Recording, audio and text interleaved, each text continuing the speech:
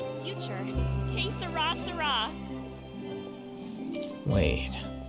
Huh? No. Whatever.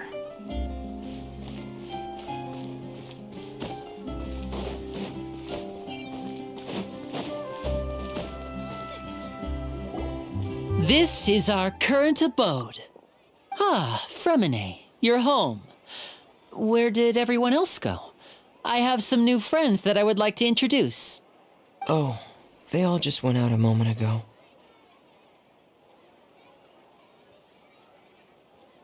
I see. Everyone is getting busier now that Father will be returning soon. I suppose that can't be helped. Allow me to introduce you to my little brother, Fremine. He is a phenomenal diver. Hello. Nice to meet you! Paimon is Paimon, and this is the Traveler! Oh, you sound very...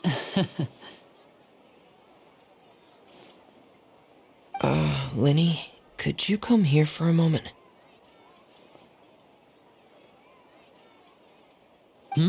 What is it, Fremine? Do you have something to tell me?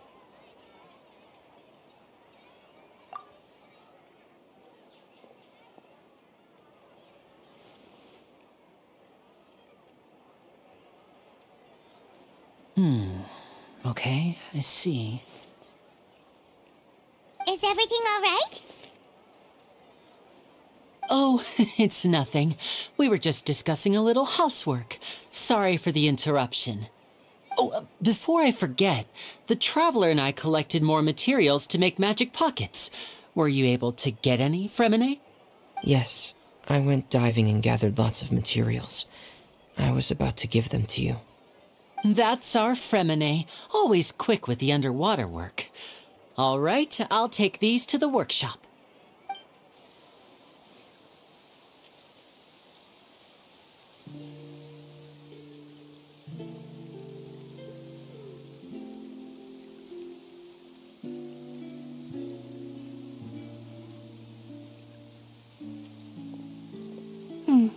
Looks like rain. Oh, you're right. But wasn't it clear and sunny just a moment ago? Fontaine's weather sure is weird. I'm afraid that's just how it is here.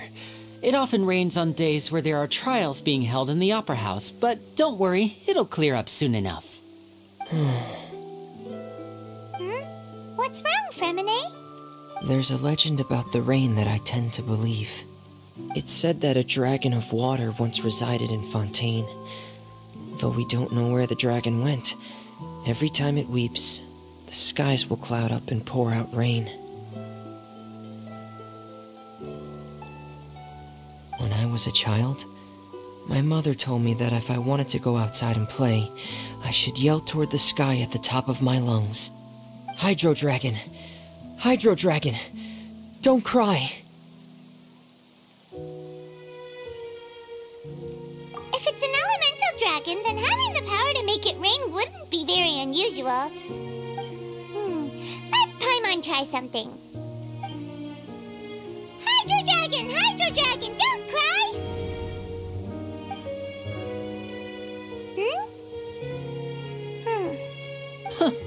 Doesn't seem to be of any use. It is just a legend after all. You know, you might be a more popular magician if you understood the concept of romanticism. Or could at least play along. Sorry, it might be because we've never met the Hydro Dragon. Perhaps it can't be comforted by the words of strangers.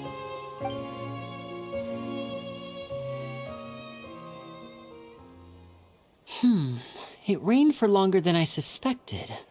Oh, it's already getting late. Was there something you needed to do, Lenny? Yeah, some preparations for the show at the Opera House. I need to find a way to catch the last aquabus of the day. On the day of the performance, just ride the aquabus to the island of Araneus. I'll have Lynette meet you at the fountain in front of the Opera House. Oh, are you leaving now? What is it, Fremine? I'm in a hurry. Oh, I get it. You feel nervous delivering the materials for the magic pockets, is that it? Perhaps we could trouble the traveler to help us take these materials to the Beaumont workshop and deliver them to the owner there? I'm afraid that Fremine can be quite introverted, and the boss there tends to be pretty talkative. Fremine has always been a little afraid of her. No trouble at all. Don't worry, we're on the case. Sorry for the inconvenience. I'm quite useless when it comes to such tasks. I'll think of a way to make it up to you. Oh, no need. This'll be a walk in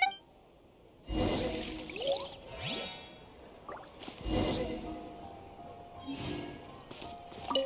Thanks again, you two.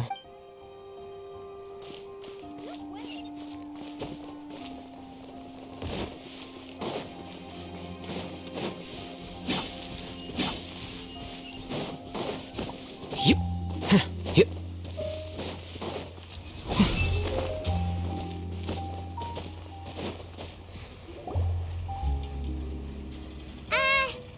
Hello? Is there anyone here? Oh, hello there. New customers? Looking to buy, or do you need something made? Or perhaps you're just looking for a chat with me. Oh no, we're just here to deliver some materials. Here they are. They're for making... what were they called again? Ah, these must be for magic pockets. I could tell right away. I've already made several orders worth now. No need. They've already prepaid several batches worth. When they told me what they'd be using them for, I even offered them a discount. But they insisted on paying the full amount, saying that I had a business to run. It seems both their hearts and their pockets are made of gold. Whoa. So, is Lenny actually loaded? I can't say for sure, but who knows? Maybe there's good money to be made being a magician in Fontaine. Hey, is this machine what you use to make stuff here? It looks really advanced. Why use your hands when a machine can do the work? It would be a waste not to use the latest technology, and wasting is a kind of crime. But where does a big machine like that get its power from? Well, it's a little complicated. I'm not sure I can put it in layman's terms for you. But basically, everything we usually use here in the city is powered by indemnitium. It's a type of energy that's produced from trials. Huh? How can trials produce energy? Well, I'm not completely sure of all the details myself, but basically, when a trial is in session, the Oratrice Mécanique d'Analyse Cardinale harvests people's belief in justice and converts it into energy to be used all around Fontaine. So that's what its other function is? Paimon heard that the Oratrice was created by the Archon to make judgments. But Paimon still doesn't get it. How could something unreliable like people's beliefs be turned into a stable power source for these machines? Oh, yeah! So that means the Hydro Archon relies on the machine to take the energy created by belief and turn it into power for all of Fontaine, right? Even though I've never heard anyone really put it that way before, it sounds like it makes sense. Besides indemnitium, we have another type of energy called pneumosia. It isn't produced by the power of the Archon, but it is unstable by nature. Even now, it still cannot be widely used by civilians. I thought I'd find you hard at work, but here you are chatting the day away. Since you're already talking, I'm sure you wouldn't mind a few words with me. You again? Didn't I already promise you that I'd have the more I owe to Confrérie of Cabriere by next month? Why are you hounding me now? Yeah, but how do we know that you won't go running off by the end of this month? I want 50% today. Wait, no, 70%. Huh? You... Seems business isn't so great for the workshop. We've already finished our job and delivered the materials. Maybe now's a good time to leave? Hey, hold on! Before you go around trying to collect payments, why don't you settle your own debts first? If Confrérie of Cabriere wants to poach clients from Northland Bank, that's fine. but I'm afraid you still owe the bank a hefty sum of mora. So why don't we work things out between us first, before you get back to your little conversation here? You're from Northland Bank. But we said we'll pay everything we owe next month. Why are you hounding me now? Traveler, Paimon! I didn't think I'd run into you here in Fontaine. What are the chances? We're surprised to see you too. What are you doing here in Fontaine? You didn't want to stay in Snezhnaya? Long story short, I've already been in Fontaine for some time now, and honestly, things have been pretty boring. But it seems that fate brought our paths together today. Not only will I have some good friends here now, but ones who always seem to find trouble. Either way you look at it, it seems things are going to get a lot more interesting now. Pretty sure we'd want to avoid anything that you'd find interesting. Besides, our trip here has gone pretty well so far. Right, Traveler? Hey, you, Northland Bank boy. Aren't you forgetting something? Don't interrupt. It's not often I run into the Traveler like this. Why don't you wait for me over there for a while? You kidding? Aren't you the one looking for us? You really expect us to sit and twiddle our thumbs while you catch up with your friends? Listen to me, boy. If you want your mora, fine. Why don't you come and take it? Hey, I just said not to interrupt. Oh, by the way, Traveler, the last time I took Tonya and Tusser ice fishing, Tusser said, Hey! That's way over the line! All right, boys, let's see who has to pay up now! Can you at least let me finish one sentence? Fine. Though the bank told me not to get rough with our clients. You're the ones who started it. This is an act of self-defense. You two will have to be my witnesses, okay? I'm sure this won't take long.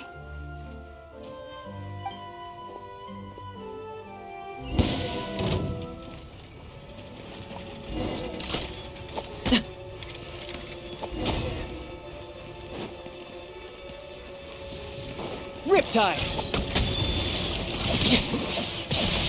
No tanta! Yeah! Flicker. Oh, what's your deal, Brad? How are you so strong if you're just a staffer from Snezhnaya's Northland Bank? Wait, don't tell me you're... Oh, now you notice. It's a little late, don't you think? Just make sure you understand that you don't mess with Northland Bank. Got it?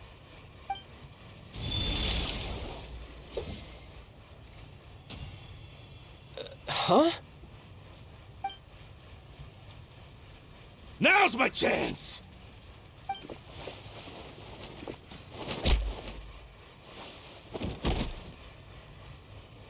Huh. That was weird.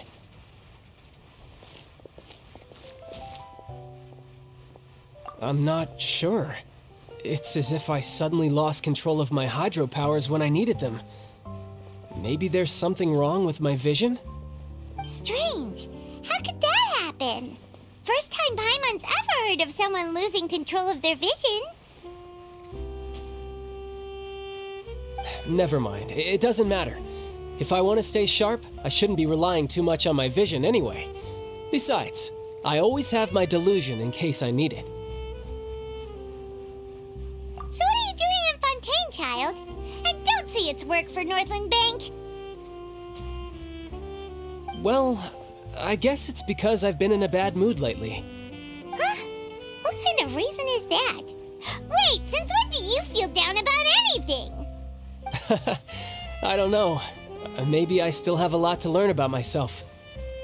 But recently, there seems to be some sort of restless power stirring inside of me. And I don't know why, but every now and then I feel like I'm in a terrible mood. Maybe you losing control of your vision just now is connected with that power you're feeling inside. That is a possibility.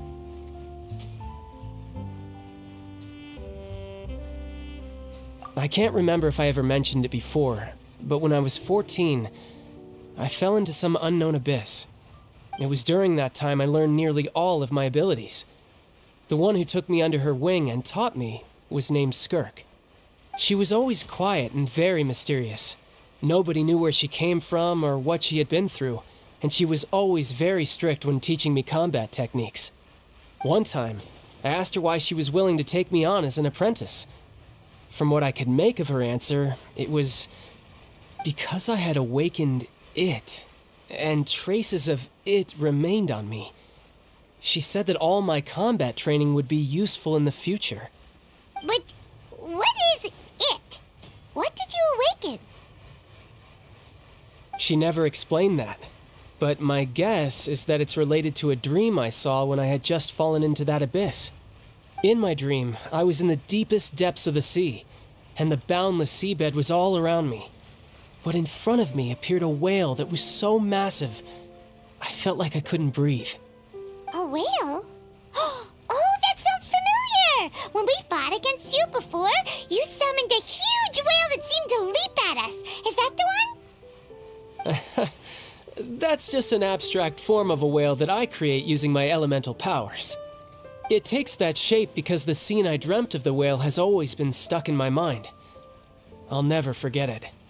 So you used the whale as inspiration for one of your moves? Huh. Seems a little twisted to Paimon. So why don't you just go ask your master? Maybe she knows the answer. You make it sound so easy. Ever since the incident I experienced there, I've never stopped searching for Master Skirk and that unknown abyss. But it's been years now, and I've still found nothing. There isn't even a trace of the place where I remember falling into the abyss. Oh, it sounds like some kind of ghost story. Yeah, I'm out of leads at this point, but there's nothing more I can do. It seems that strange encounters in this world tend to be elusive like that. Oh, seems the time really flies when I'm talking with you. I just remembered I have somewhere else I need to be, so I should get going. What? More work for the Northland Bank? And no, it's more of a personal appointment. Lately, I've been sparring with some of Fontaine's official champion duelists whenever I'm feeling bored. Official champion duelists? You mean it's their job to duel? Yep, in Fontaine, before a criminal goes to court, they're given one chance to defend their honor by requesting a duel with an official champion duelist. The champion duelists are all-powerful fighters selected from among the nation's best, and the duel itself is a no-holds-barred fight with no specified stopping point. So engaging in such a duel is regarded as a symbol of defending your honor. If a criminal manages to win the duel, they'll be acquitted, but if they lose, they'll have no choice but to stand trial. And the worst-case scenario is that you're simply killed in the duel. Though it's rumored that Fontaine has a death penalty, from what I can tell, no one has ever been officially sentenced to death. So really, the only people who opt to duel are those who have suffered a grave injustice in being accused, or those who greatly value their honor. Otherwise, why gamble with your life? So, do many people actually get out of their trials by winning the duel? Apparently, it's exceedingly rare for anyone to actually win. Fontaine probably enacted this system as a way to show that the nation respects the honor of its citizens. Besides, none of the champion duelists are to be trifled with, which is exactly why I was itching to face them as soon as I got to Fontaine. Apparently, the one I'm meeting today, Clorinde, is the strongest of the champion duelists. I had been asking her for some time before she finally agreed to face me today. Well, that's child for ya. Kinda feels like we heard that name somewhere before. Clorinde. Huh.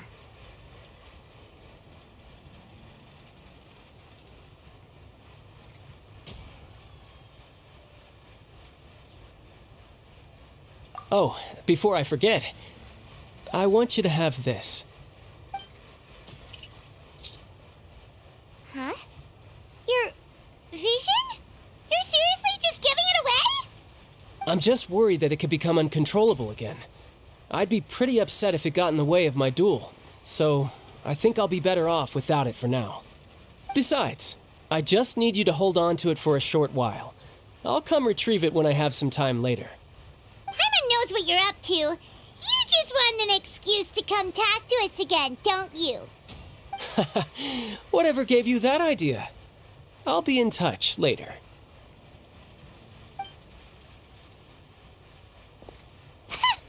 That sneaky guy. He said he's been feeling down lately, but he seemed the same as ever to Paimon.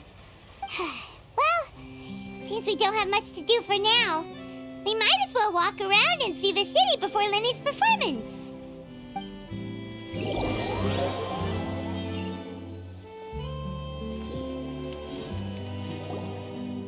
Wow!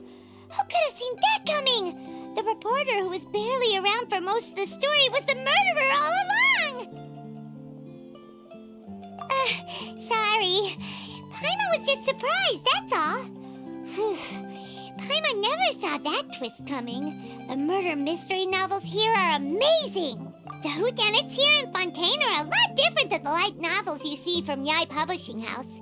Both have their merits, but Paimon thinks this style of novels are more, well, novel. It's so exciting to reach the moment when the mystery is uncovered, especially in the one Paimon was just reading. You should buy a copy and read it too. Oh, sorry about that. Paimon will be more careful next time. Hey, shouldn't we be heading to the Opera House to see Linny's performance soon? It's almost time for the show to start, so we should get going. Linny said that the Opera House is on Aranias, so let's go ride the Aquabus!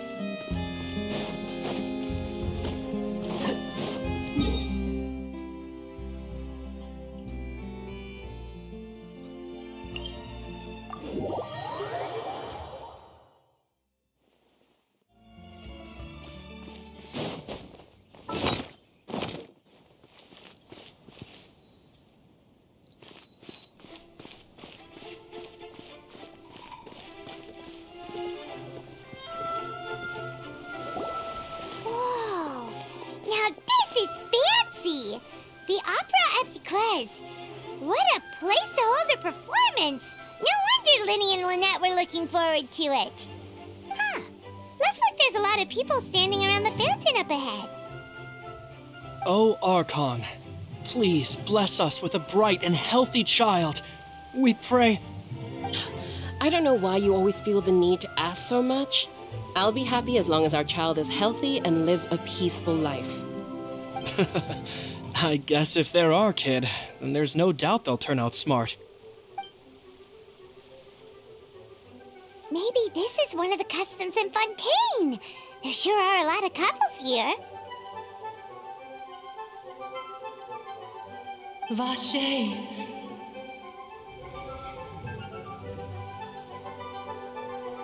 What's wrong? Vache. Vache. No, Paimon didn't say anything. Are you hearing things? Welcome to the Fountain of Lucine. All the water flowing through Fontaine converges here. It's customary for newlyweds to come here and wish for children. Ah! Lynette! You scared Paimon! When did you get here? Lenny asked me to wait here for you, remember? Right.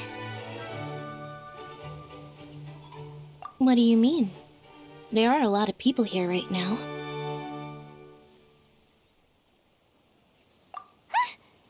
Hey, you're not trying to scare Paimon, are you? Besides, it's the middle of the day.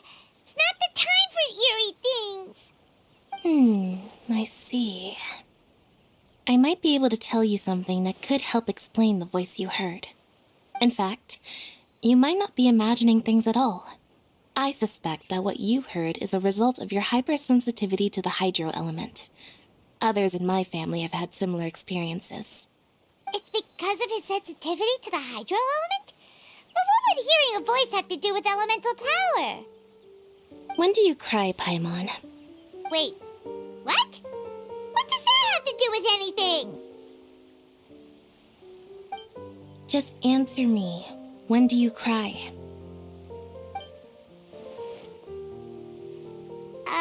When Paimon's really sad? Oh, and when Paimon's super happy.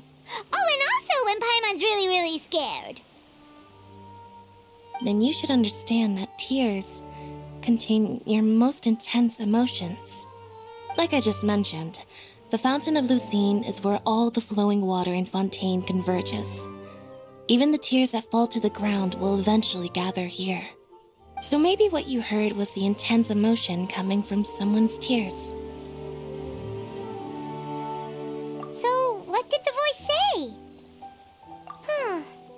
If you were hearing their emotions, then Paimon wonders what happened to them. Rather than worrying about them, we should worry about my brother first.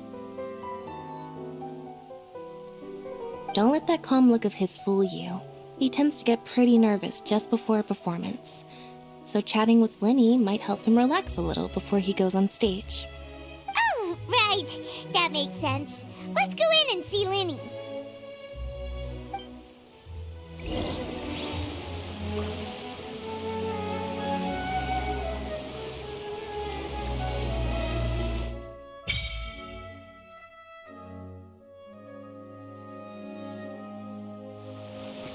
I wonder where humans come from.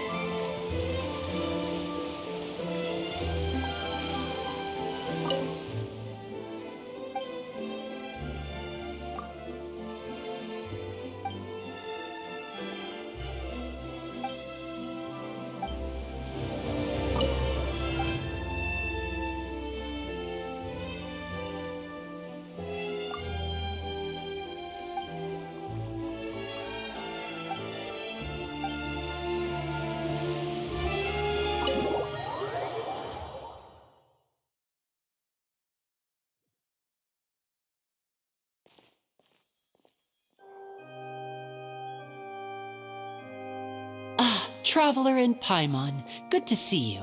I knew you two would come. Are you kidding? We wouldn't miss it for the world. We've been looking forward to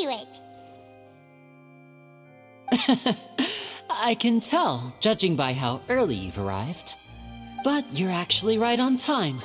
The audience still hasn't started entering the venue yet, which means now is the perfect chance for us to take you to the best seats in the house. Wait just a moment. I'll fetch the tickets.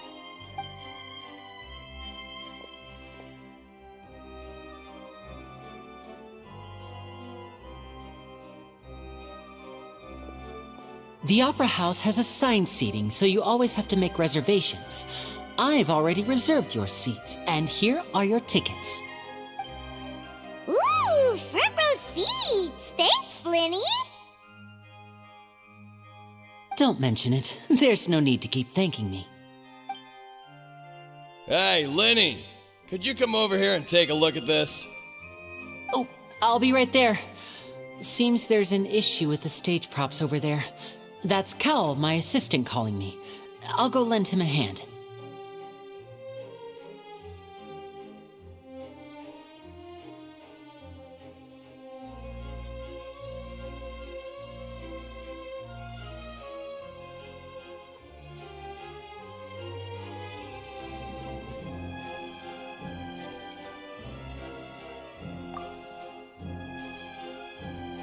Yeah, we'll just go to our seats. You go ahead, Linny.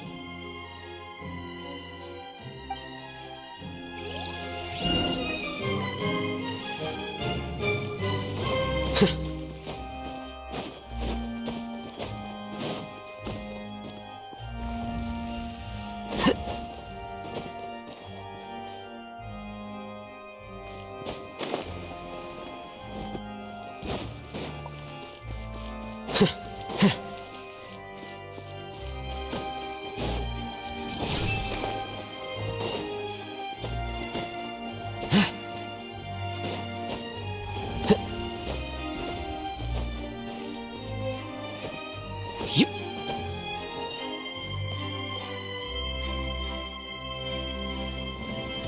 Yep. Yep.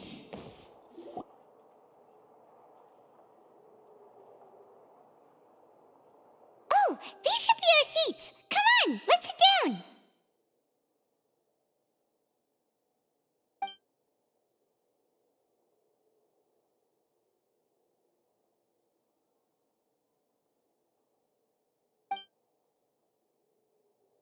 Uh...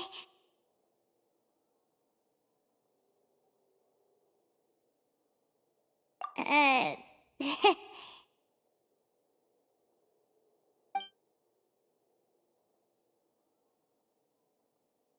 Hey, Traveler. Maybe we should strike up a conversation with the person next to us. Since we're sitting together and the rest of the place is practically empty still, it's kinda awkward if we don't say anything.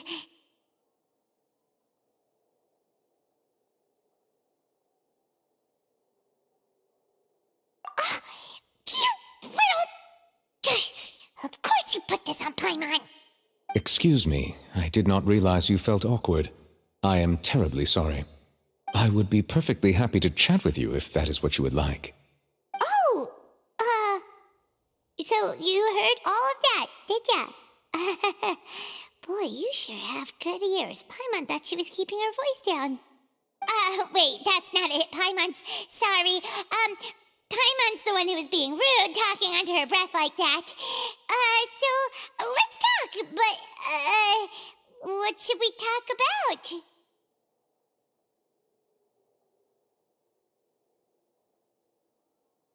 Oh, Paimon's got it. You're also here early and sitting in the front. Are you a friend of Linny's too? A friend, you say? Well, if Mr. Linney would like to be my friend, I would be more than happy to reciprocate. Oh, so you're not friends with Linny then? Oh, this is getting more awkward by the second. Paimon nearly forgot to make her introduction. Nice to meet you. Paimon is Paimon, and this is the Traveler. We just arrived in Fontaine. It is an honor to meet you two. I have heard of your deeds across Tevat. And as required by proper etiquette, I will also introduce myself. I am... Oh, Monsieur Nervillet, what an honor it is to have you here to see my show. Ah, Mr. Linney. I should say it is in fact an honor for me to see your performance in person. Wait, Nervillet? Could he be... I saw you all chatting just now, but it seems you still don't know who Monsieur Nervillet is. Allow me to introduce you to Fontaine's Chief Justice. That seat is always reserved for him. It wouldn't be too much to say that he's the symbol of justice and honesty here in Fontaine. Whoa! Sorry for being so rude just now. Paimon had no idea you were such an important person. No offense taken. Being Chief Justice is merely what I do for work. Nearly every person has their usual reserved seat, so I'm not so special, really. And by the way, I should probably let you know, even though I would prefer not to, there's someone sitting up there in the VIP seats that has been striking a pose for quite a while now.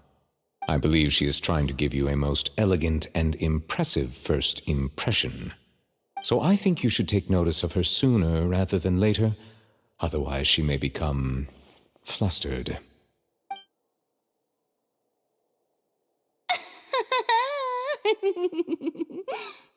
Huh? Oh, it's Farina, the Hydro Archon. Huh. She sure has a smug and satisfied look on her face. Guess she has no idea that you saw right through her act. Very good. That is for the best. No need to pay her any more attention. We may now enjoy the show. Huh? So is this what things are like between the Chief Justice and the Hydro Archon? All right, please wait just a moment longer. I've pretty much finished my preparations, and the performance will start as soon as the audience has made their way to their seats. Yay! The show's finally about to start! Paimon can hardly wait! Paimon's never seen a real live magic show before!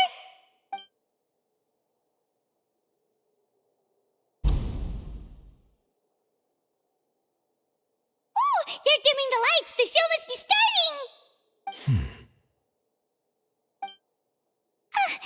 Sorry. Paimon will try to stay quiet.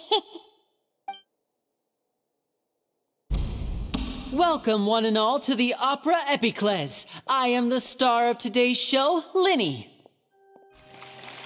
And over here is my sister, Lynette, who will be working as my wonderful assistant. Please, let's give her a warm welcome. Hello, everyone. I know she may seem to be a little sleepy right now, but that's just a sign that she's nervous. Whatever. Now, some of you may be thinking, two vision holders who can freely manipulate elemental powers performing magic is not true magic at all. So, I would like to take a moment to assure you that elemental powers will have nothing to do with what you will witness on the stage today.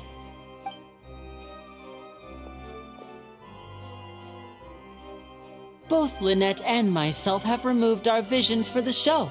That way, even the gods won't be able to help us. Oh, good point. That's what makes the show real magic. Now, without further ado, let the show begin. Lynette will now exit the stage to make some preparations. I know you might miss her, but don't worry. She'll be coming right back on stage momentarily. Perhaps in an unexpected way. I'm sure she'll be stealing the spotlight soon enough. Oh, and before I forget, there's one more thing I should say. You never know what can happen in the blink of an eye. A magician's greatest skill is making things disappear or appear. The possibilities are endless.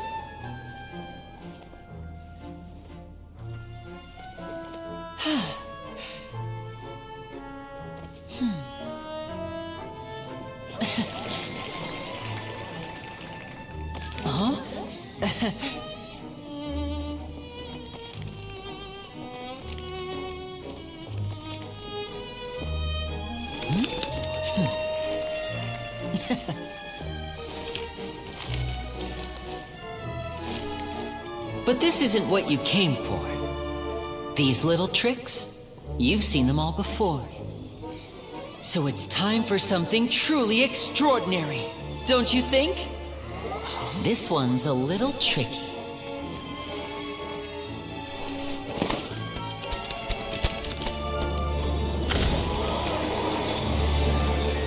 Using this water tank, I shall make my sister vanish completely, right before your very eyes.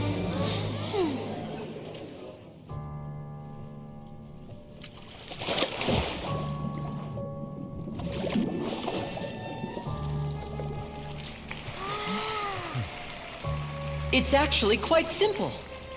She'll just turn into air bubbles and float right out of the top.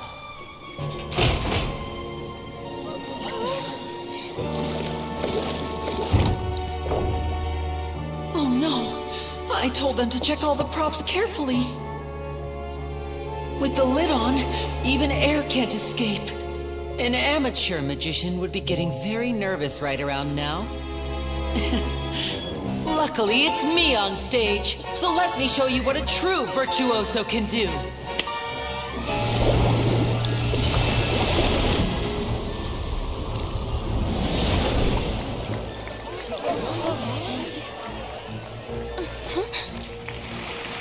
Lynette, are you still there? Don't go too far. We don't want to use up all our magic.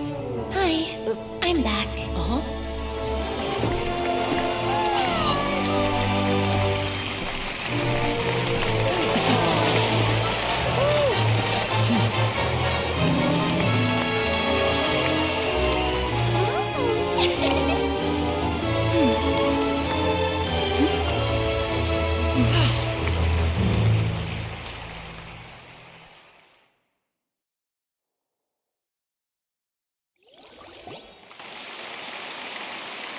Whoa! What in the world just happened? How did he do that? Paimon didn't see him do anything. Wasn't Lynette inside the water tank? How did she disappear and then reappear out of nowhere? If we could see easily through his tricks, then that would mean that his skills are still lacking. To appreciate magic, you should focus on the show happening on stage, rather than getting caught up in trying to see that which has been intentionally hidden. Guess you're right. Paimon couldn't believe her eyes when Lynette reappeared. Amazing! Thank you, everyone. I'm glad you enjoyed that performance. But our magical journey has only just begun. I've prepared even more astonishing surprises for everyone here. The magic of transformation and disappearance can go far beyond what you've just seen. I'm sure many of you are thinking that escaping the water tank was impressive enough, but Lynette is still my assistant after all. In which case, I have ample time to make all necessary preparations. So, for my next trick, I will require the participation of one lucky audience member. Please, if my assistants could bring out the magical boxes now. There are 2 boxes and only 2 boxes. One is here and one is there in the aisle among the audience. I'm sure many of our clever audience members have already guessed our next magic trick. A swap! Our lucky audience member and I will each enter a magic box. After 1 minute, we will each emerge from the opposite box. Now please, everyone pay very close attention to the box you see here. Don't give me any chance to make a move. Wow! How's he gonna do this? Hey, do you think this is all magic tricks, or does Lenny have actual superpowers? The lucky audience member will be generated by this random number selector. It selects numbers entirely at random. Even I don't know who will be chosen to participate. Now then, let's begin. Let me see. Oh, row 7, seat 3. Congratulations!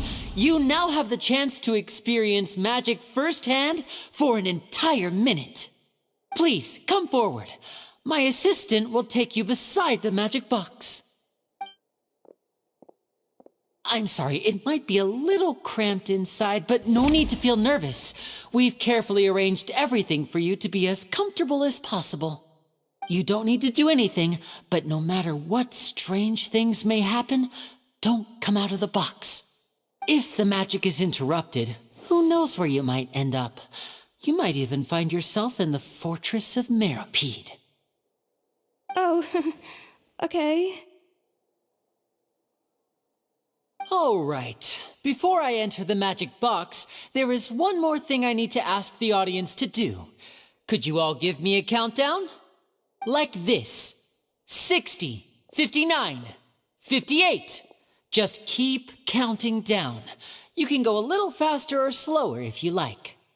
I won't be able to see anything in the pitch black box, so I'll be relying on your voices to know when time is up.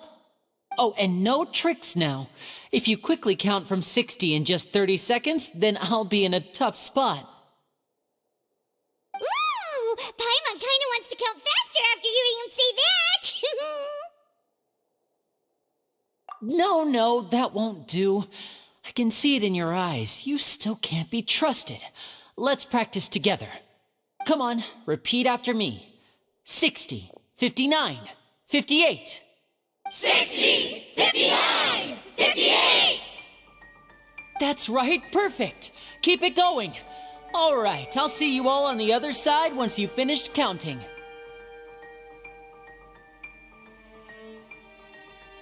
54, 53, 52? Huh? Why aren't you counting, Nervalet? I am counting in my head. I think things are exciting enough in here as it is. Merely a consequence of my identity and personality. Do not worry about me. Just enjoy the show. Oh, all right. You look so serious that Paimon thought you might be feeling uncomfortable or something. 40, 39, 38! Mr. Linney, are you all right in there? Is everything ready? Yes, I'm fine. I'm just double-checking the direction of the magic. It would be a disaster if we get sent to the wrong places. For example, mid-air right above the audience. Even though he's saying that, Lenny doesn't seem nervous at all.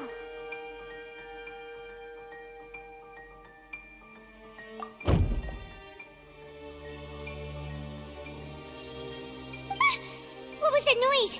Did you hear it too? Not sure.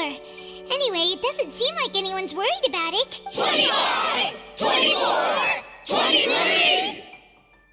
What's wrong, Mr. Linney? I can still hear you moving in there. I seem to have accidentally knocked over a decoration. I'm trying to fix it, but it's pitch black in here. I can't tell left from right. Never mind the decorations. There's no time for that. The show is what's important. No, that's unacceptable. I want my show to be perfect. Don't worry, we still have 20 seconds. Hear them counting? 19, 18, 17! It seems things aren't quite going as planned. I apologize, everyone. It feels like you're all starting to count faster, but that's all right. I know it can be tiring to do such a long countdown. 10 seconds and change is still plenty of time. 10! Almost there now. 8! Swapping two people is harder work than you might think. Even a master magician like me can't guarantee I'll get it right the first time. Hey, wait! Is this the back one? I can't tell. They both look the same inside. Huh? No, that's not it. I'll try again. 7! Hey, slow down! Honestly! 5! 4! 3! Whoops! That doesn't count! 0!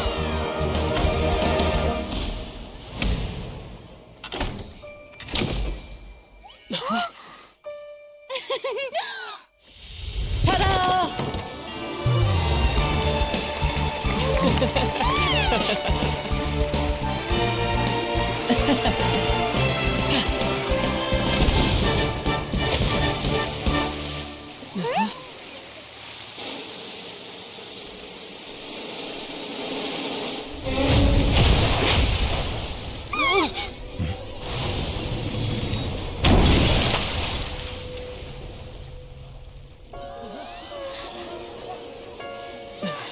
What happened?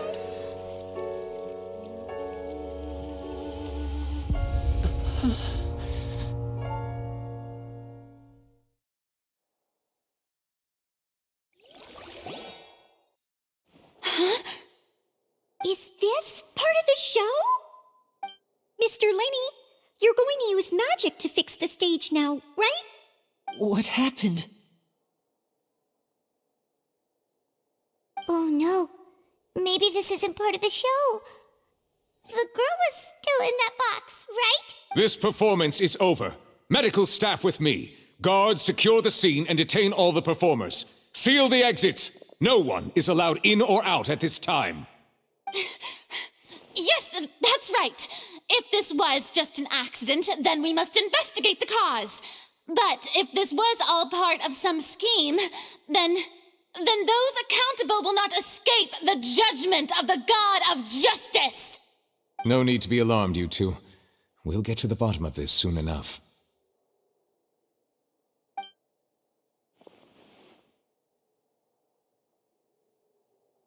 Unfortunately, the person who is in the magic box has been pronounced dead. His name was Cowell, one of the assistants in Linny's magic troupe. Apparently, the fireworks on stage ignited the ropes that were suspending the water tank, which then caused the tank to fall onto the stage. As of now, we are still not sure why we found Cowell in the box, rather than the guest from the audience. And after an initial search of the area, the guards have confirmed that the girl is nowhere to be found. It appears that this incident was not merely some mishap with the performance. And there are many indications that it is connected with the case of the serial disappearances of young women. The serial disappearances case? That's the case that Charlotte mentioned before. I know the truth. I can see through the whole thing. Really, using such a shallow and obvious mystery as his finale. Did he really underestimate us that badly?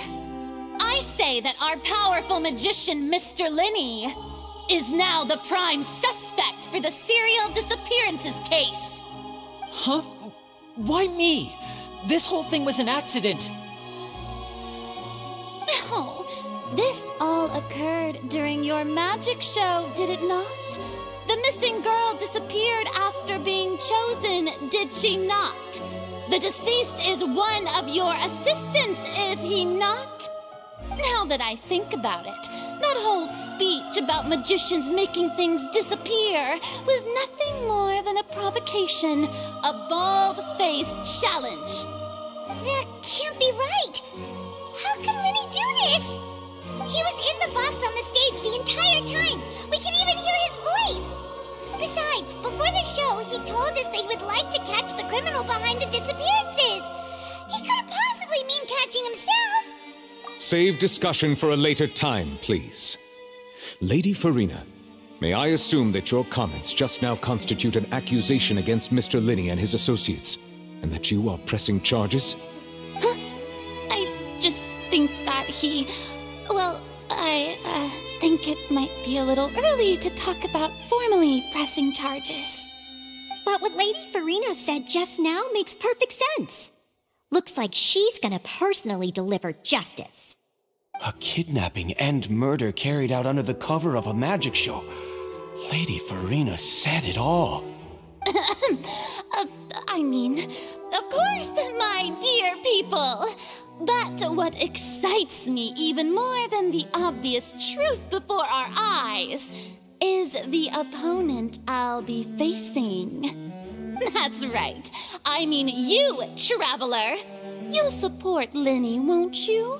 After all, he was the one who helped you the first time we met.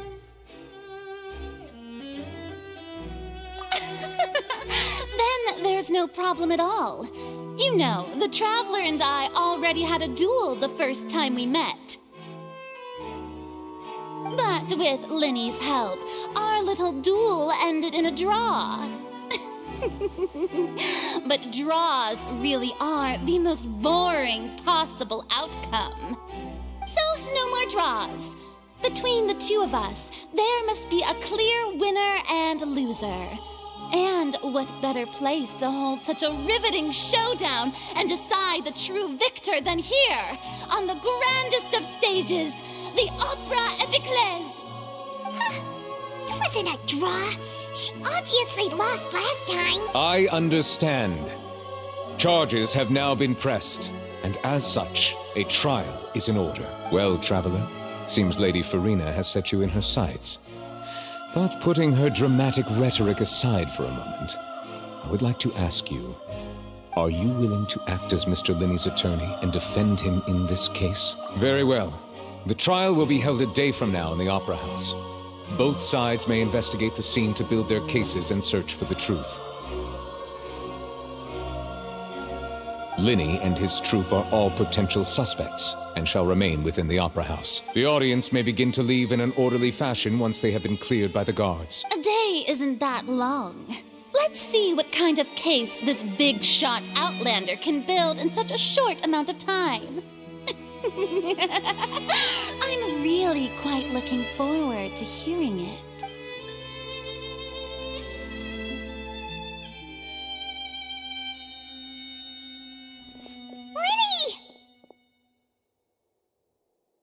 sorry about everything that happened just now. Were you frightened? Of course! Who wouldn't be scared after witnessing an accident like that? Yeah, I'm a little shaken up myself. How could this happen? And poor Cal. I know you already claimed that you would defend me, but now it's just us talking. Tell me, do you think I could possibly be the murderer? Good to hear. Thank you so much for trusting me. I'm sure everyone sees me as the biggest suspect at this point. But if you ask me, the whole thing is mysteries layered upon mysteries, such that all that's left is confusion. I don't know whether what happened there on the stage was purely an accident or not, and I don't know why poor Cal was in the box. As for how that girl chosen from the audience could suddenly disappear, I'm afraid I don't have any answers either. If someone tampered with my performance, then we need to figure out what they did. Even a skilled and knowledgeable magician like myself couldn't pull all that off in just 1 minute.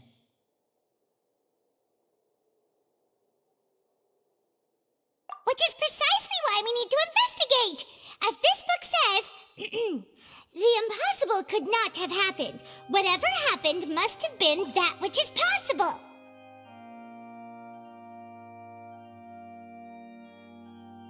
Paimon bought them when we were reading at the bookshop in the city earlier. Pretty cool, huh? Don't worry, Paimon used her own savings to buy them. It wasn't from our travel funds. I think they look cute on you, Paimon. You have good taste, Lynette. That's the right attitude. Feeling depressed isn't going to help me now. I need to get back to my normal self. But with the guards watching our every move, it's going to be especially difficult for Lynette and I to prove our own innocence. Good thing you agreed to be our attorneys.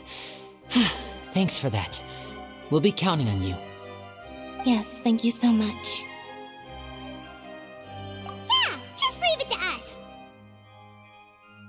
Oh, since we're going to start investigating, Paimon has a question first.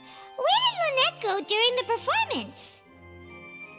Oh, well, I'm afraid that would involve some of our essential trade secrets as magicians. The secrets behind our magic are past saving, Linny.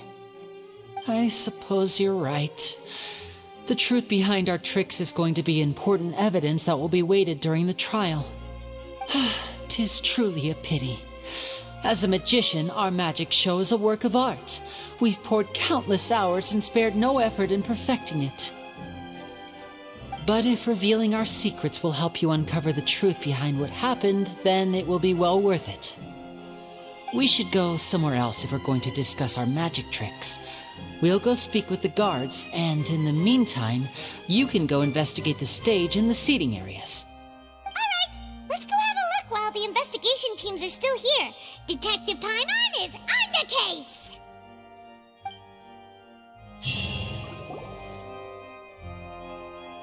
Hello, officer. How's the investigation going?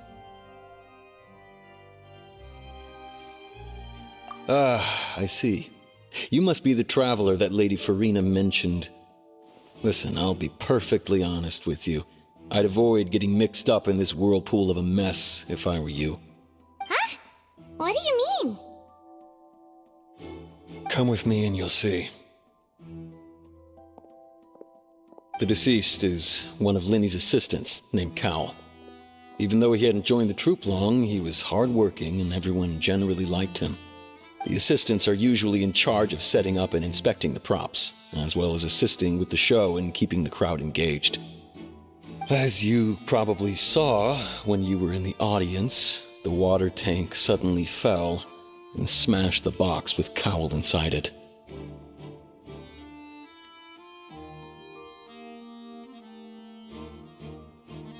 This is the real mystery.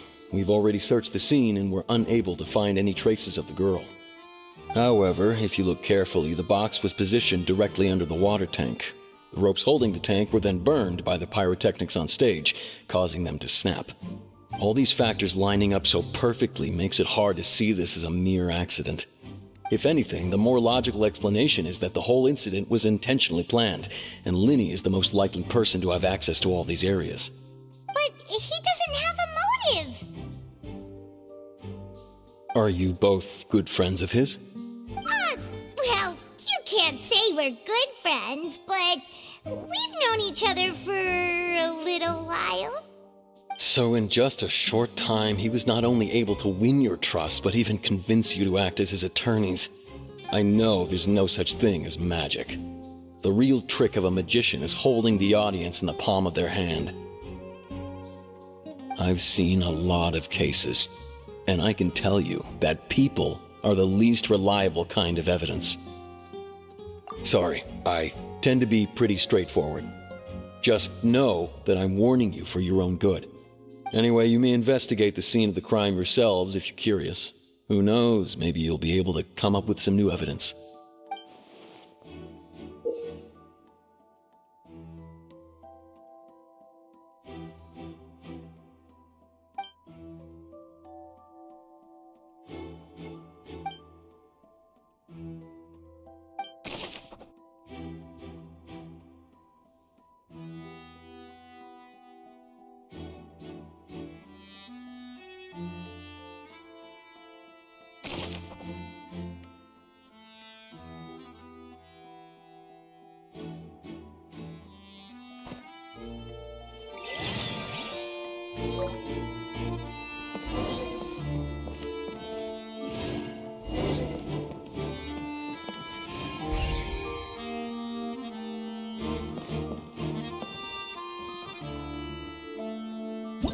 Whoever the murderer was, why would it be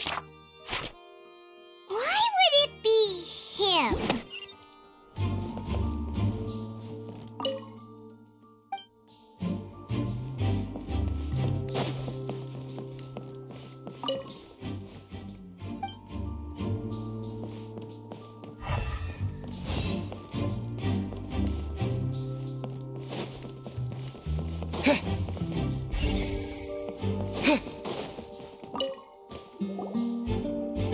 The investigation team has some new findings.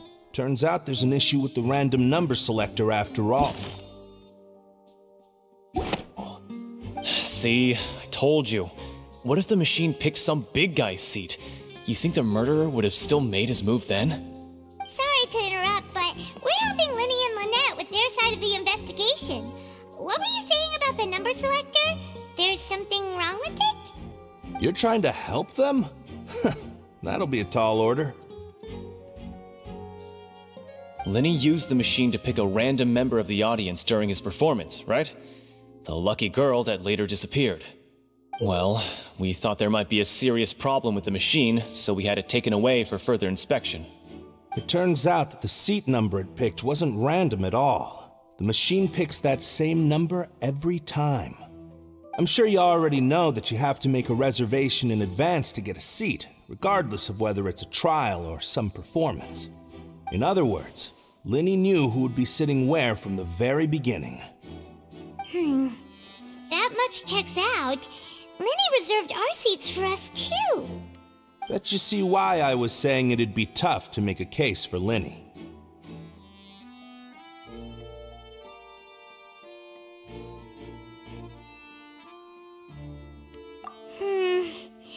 Even though it's bad for Linny's case, Paimon had better write it down.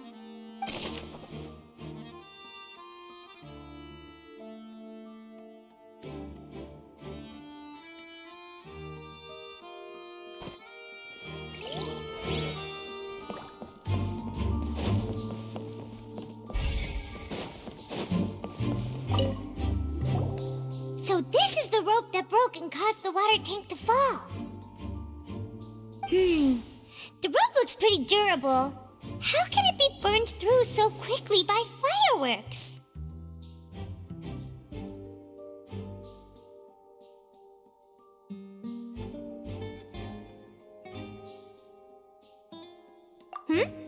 Why are you suddenly so serious, Traveler?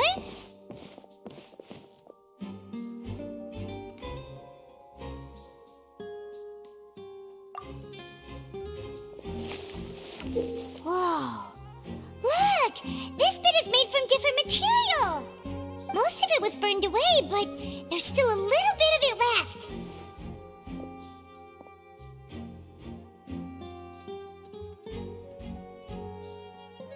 Huh. So if a rope meant to hold something was made with that kind of material in it, then that means... Wait, why don't you write all this down? Let's take notes.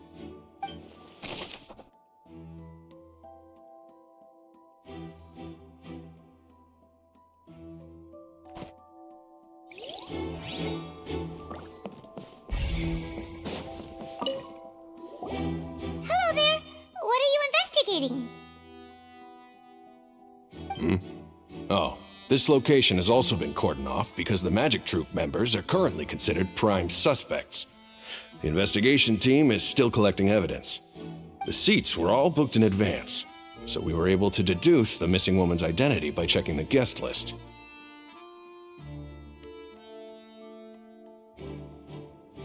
Sure, it's not like this is confidential information.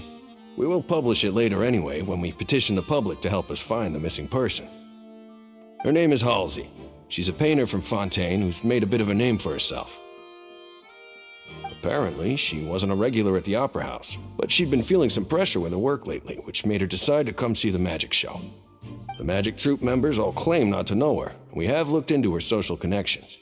It seems that she has no personal grievances or conflicts of interest with the suspects. Simply put, she wasn't related to the Magic Troop at all, which matches the features of the previous serial disappearances. Were the victims of previous cases also chosen at random? That's how it seems to us, in any case. Apart from the fact that they were all young women of around the same age range, there really weren't any other connections between them. Okay then.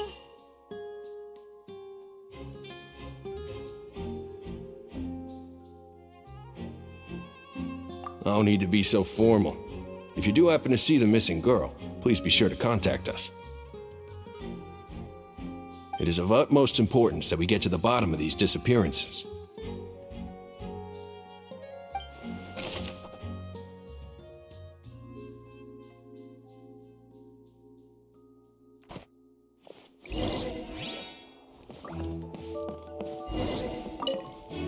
If you do encounter Miss Halsey,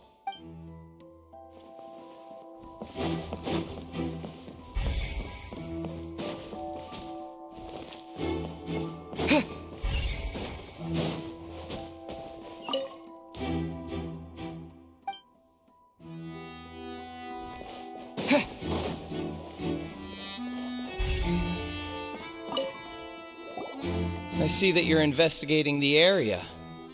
If you find any new and interesting leads, be sure to share them with me. We don't have too many thoughts yet.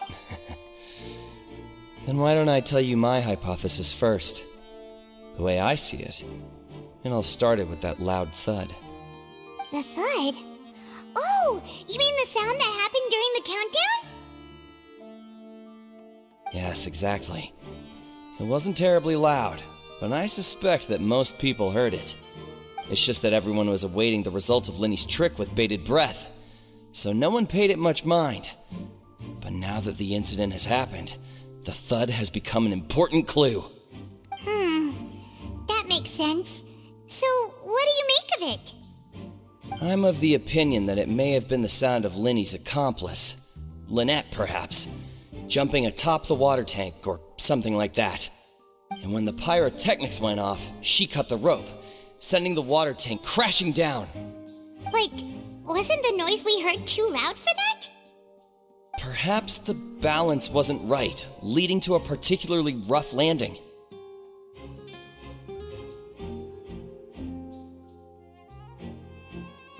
Oh, that's true. I suppose I must reconsider. That does remind Paimon, though. What was with that sound?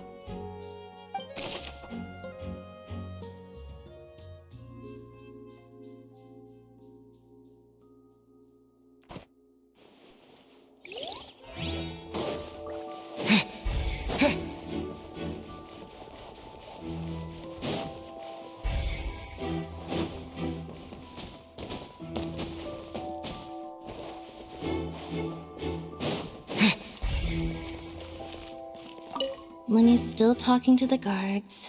It seems he'll have a lot of explaining to do. I think someone will be assigned to monitor us later, but that's alright.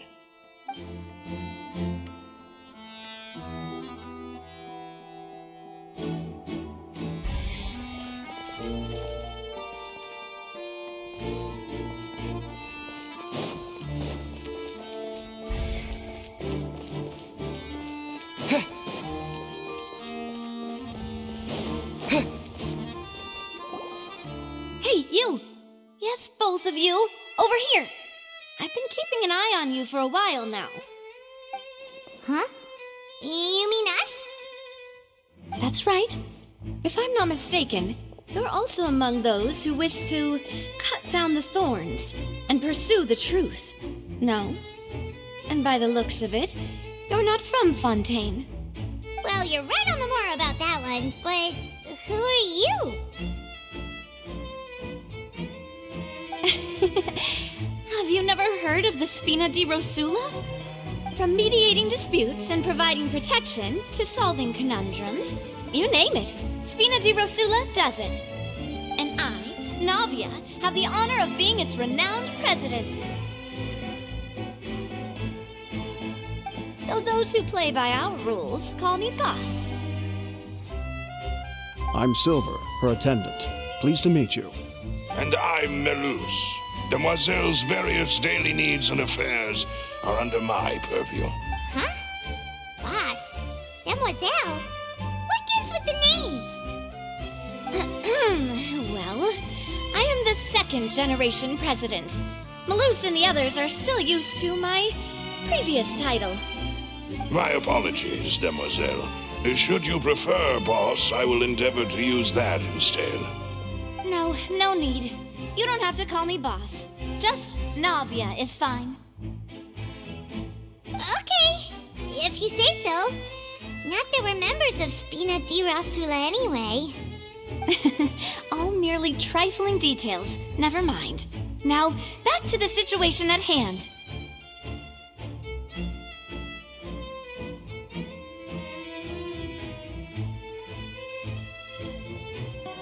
That's right.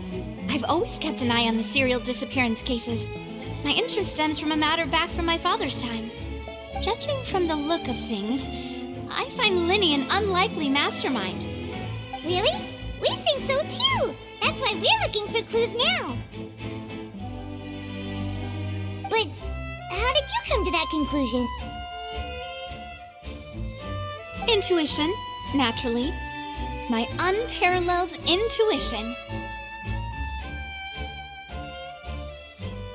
Farina sure was quick to point the finger at Linny without any decisive evidence whatsoever, wasn't she?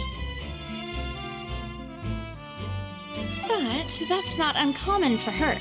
If you remember, the Justice had to interrupt her and ask if she was pressing charges just to keep her from getting carried away. Anyway, a trial begins the moment someone levels charges. And, of course, there was no way Farina was going to back down in that situation. Sounds more like you just don't trust the Hydro Archon. Well, what's your opinion? I must admit that she can be interesting at times, but liking her doesn't mean that I'll blindly agree with her. All right, I've answered your question. Now, it's time you answer mine. Wait a minute, did that answer count? Well, I say it does. But don't worry, you won't hear any pointless questions from me. In your opinion, do you think it's right to treat a trial like it's an opera?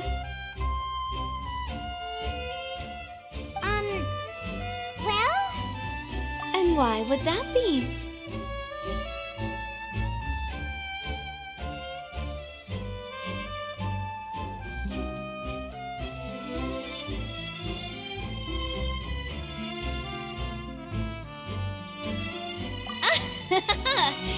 See, Silver and Malus?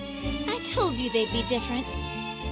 Most astute of you, Demoiselle. I too think that the traveler's response was most excellent.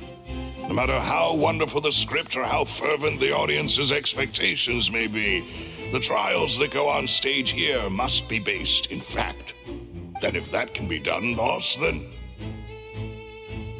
All right, that's quite enough, Maloose. Anyway, I like your answer. You passed with flying colors. Now, I need to make some preparations, following which our joint investigation shall commence.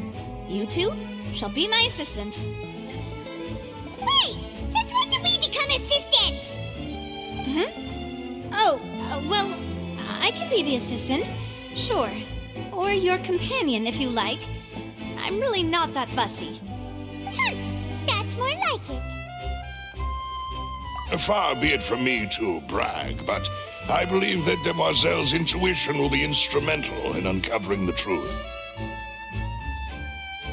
You wish to save a friend from false accusations, and we wish to unravel the disappearances. In this sense, our goals are aligned. You have a point. You're quite the talker, aren't you, mister? And what about you over there? What do you think? You seem like you've got something on your mind. I have nothing to add. Oh, alrighty then. We'll be making some preparations first. Just be sure to let us know if they start revealing Linny's tricks. Thanks!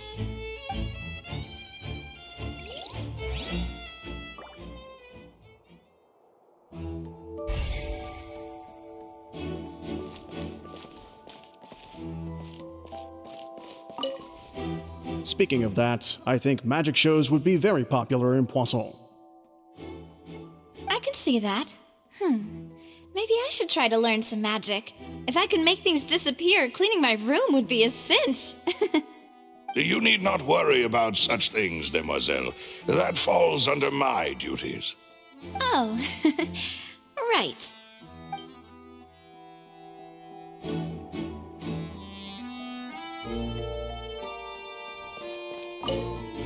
Speaking of that, I think magic shows... I can see that. Maybe I should try to learn some magic. You need not worry about... Oh.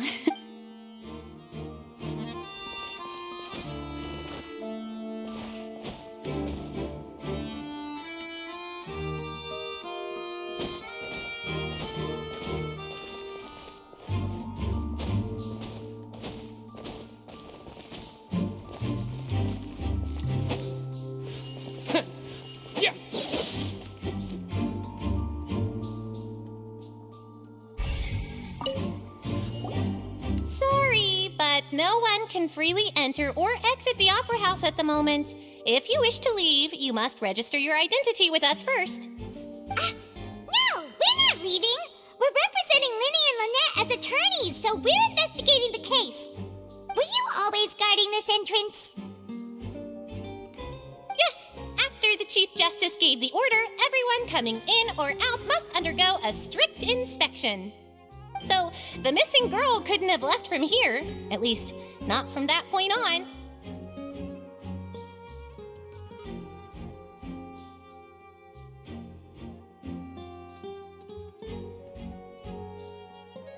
I doubt there was much opportunity then, either. How can you be so sure, Well, because I was in charge of security near the entrance at that time. I couldn't see Linny's performance from here, which was quite a shame. Just my luck. But still, I did not abandon my post, and I stayed put no matter how loud the applause was. If someone had so much as even approached the door, I would have noticed it, let alone if they had tried to leave. We Melusines are good at that sort of thing, you know. So, it's safe to say the girl couldn't have left through here. Alright, thank you for your help. This will be useful info.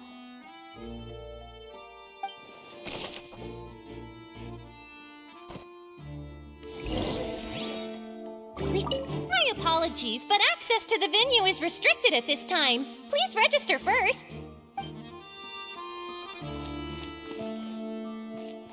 Let's go see, shall we? Ooh, things are getting interesting, huh? We're about to see how magic is made.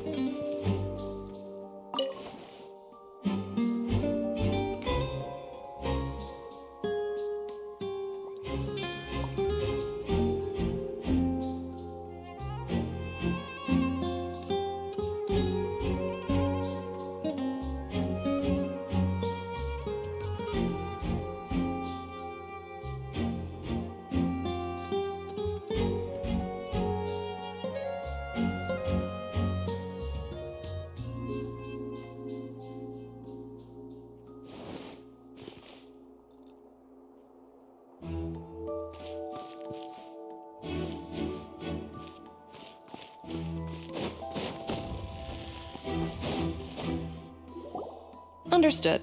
Then I will be going with you. Just so you're aware, I will be monitoring your actions and making notes as necessary. Very good. Thanks for being so agreeable. I'd pull a rose out of my hat as a gift for you if I could. You may spare the pleasantries. I'm just doing my job. You've arrived. Who's this? Me? I'm Spina di Rosula's guardian angel. If you've got a problem, I've got the firepower. Sorry, I got a little carried away there. Call me Navia. I'm a partner of theirs, and will be helping investigate this whole situation. And these are my companions. Would you mind if they join as well? Fine by me. Oh, new helpers? I would be most grateful. Well, let's just say we're tagging along. It's not every day you get to see the secrets behind magic performed on such a large scale. I appreciate your kind interest. Come with me. We'll be heading below stage.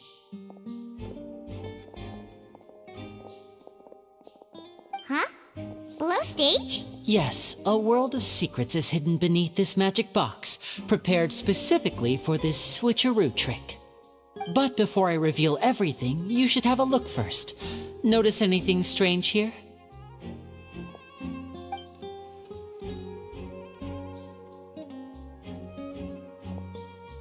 I'm not trying to be dramatic. Remembering the details of a trick will help you understand the methods used to perform it more easily. Huh. Weren't there balloons and other decorations here? Where did all that go? Ah, good eye. That said, you're still far from discovering the answer. The back? You mean the inside of the door? What's different about it? Paimon didn't notice anything. Very good indeed. I thought you might not be able to catch that, given that you were sitting in the first row. The back of this door was patterned.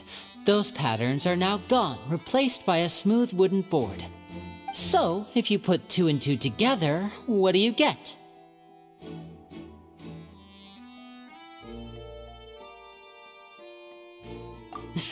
Exactly. All right, let's go. I'll tell you how it works as we head down.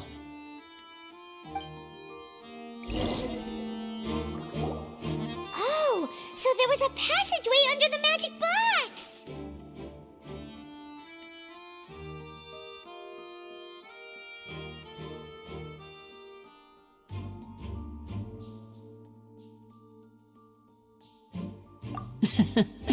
I knew you'd figure out most of it as soon as you saw this place. The 2 magic boxes are positioned right above the 2 entrances of the tunnel. See this flatbed trolley? The box with the lucky audience member in it would be shuttled over to the other side using the trolley. This trolley can raise and lower and even rotate, ensuring that the box will face in the right direction. I see. So that's the purpose of the box inside another box. Precisely. The inner box would descend after the audience member was put inside and be moved along the trolley, all while the outer box would remain on stage as if nothing had ever changed. So that's how you did it! Once the box was lowered, the trolley would store some energy through this device here, with which it would complete the rest of the steps. The audience member would only be able to feel some slight movements in the dark, and by the time she walked out, she would already be back on stage. Right! You were talking that whole time, and you even came out for a moment near the end! Ah, yes. A phonograph operated by Lynette was used to achieve that effect. My assistant and I had already scripted our conversation beforehand.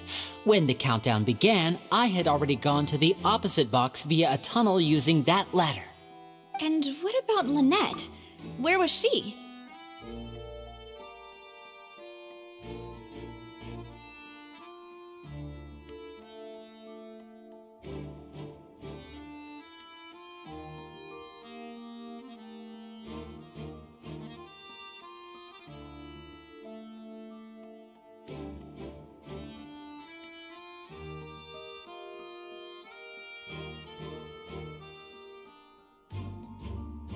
I was in the mezzanine space in the back of the box.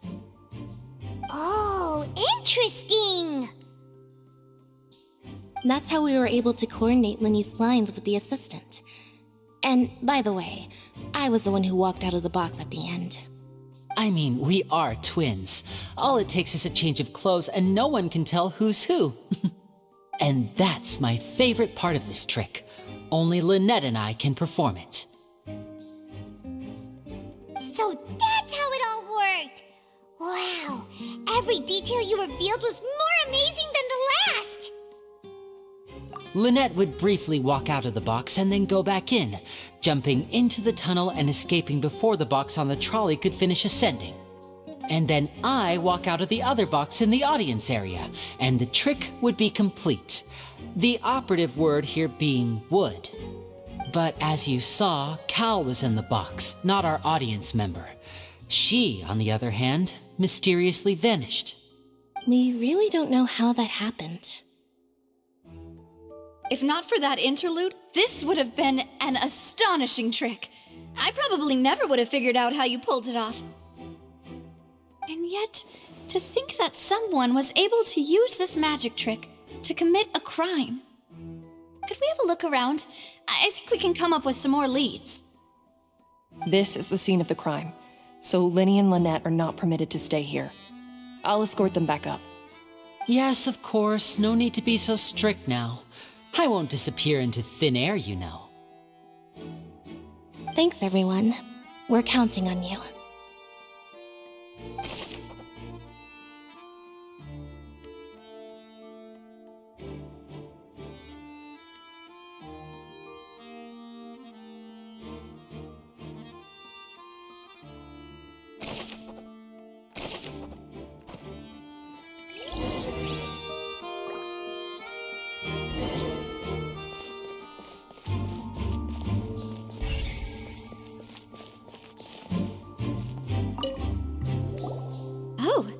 These are the clothes that the lady chosen from the audience was wearing, right? Her clothes are here, but she's nowhere to be found.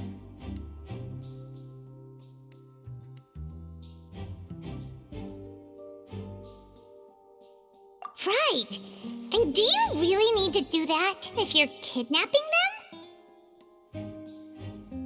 Ugh, this is so confusing.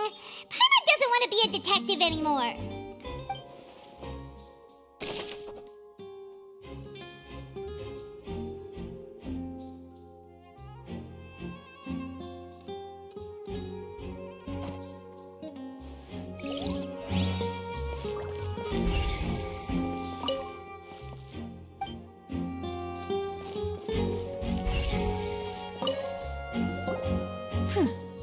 What's this? Looks like a hook tied to the end of a rope. Huh? There's all kinds of odds and ends here.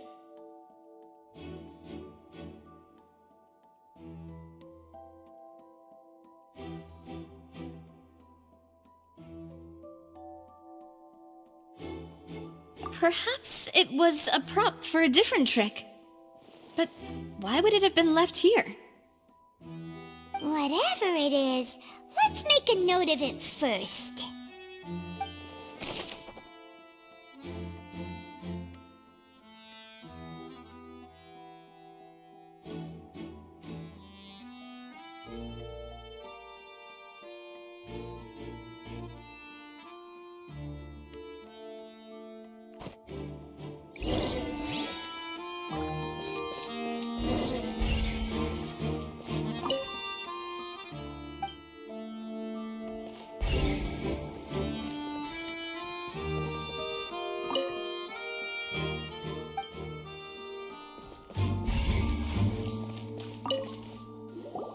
The floor is wet. Please be careful not to slip.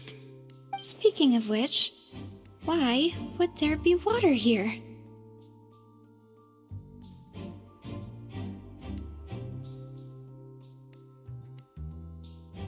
Oh, Paimon knows! It's one of those tricks where you pour water into a jug and then flip the jug over only for the water to disappear? And here's a broken vase. Huh. Did the trolley knock it down while moving? That can't be. The trolley moves along tracks from start to finish. It couldn't have hit the vase at this distance. Let's note this down too and think about it later.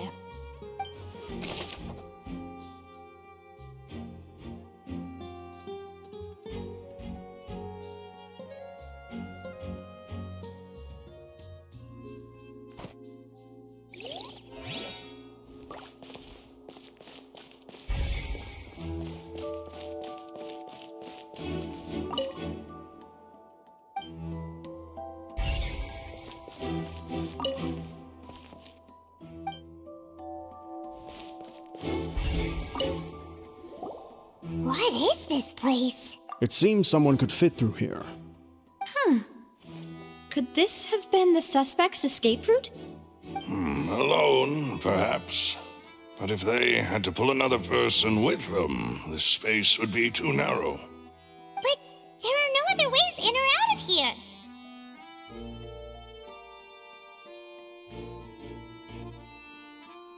Oh, you're right! Let Paimon write that down.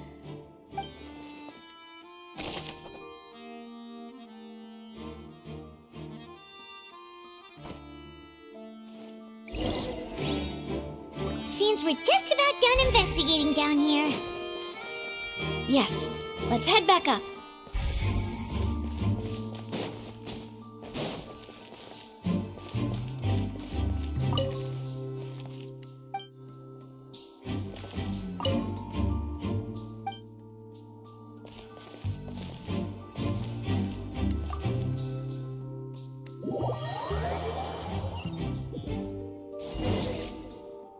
Well, we've ascertained the state of the crime scene. Let's find a place to sort out our findings once Malus returns. It seems to me that there are several things that don't add up here. Apologies for the wait, demoiselle. So, what did the guards say? Did the criminal escape through the vent? They believe the odds of that are very low, since the vent leads to the Opera House's basement. The guards have checked the area carefully. No one left through the basement during the performance or after the incident, and no one was found hiding there. So the tunnels become like a secret chamber then! You know, like the kind you usually see in novels!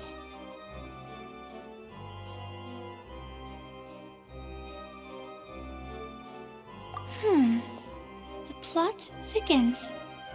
Halsey's disappearance and Cowell's death are both quite inexplicable. No wonder Farina was so confident in her accusation. All the current evidence points toward Linny and Lynette. In other words, the charges are very likely to be upheld unless we make some considerable progress. Charges and then trial. So if the charges are upheld, they'll announce a sentence? That's right. This is how a trial goes in the Opera House. During the proceedings, the Chief Justice and the Oratrice will hear statements from both sides.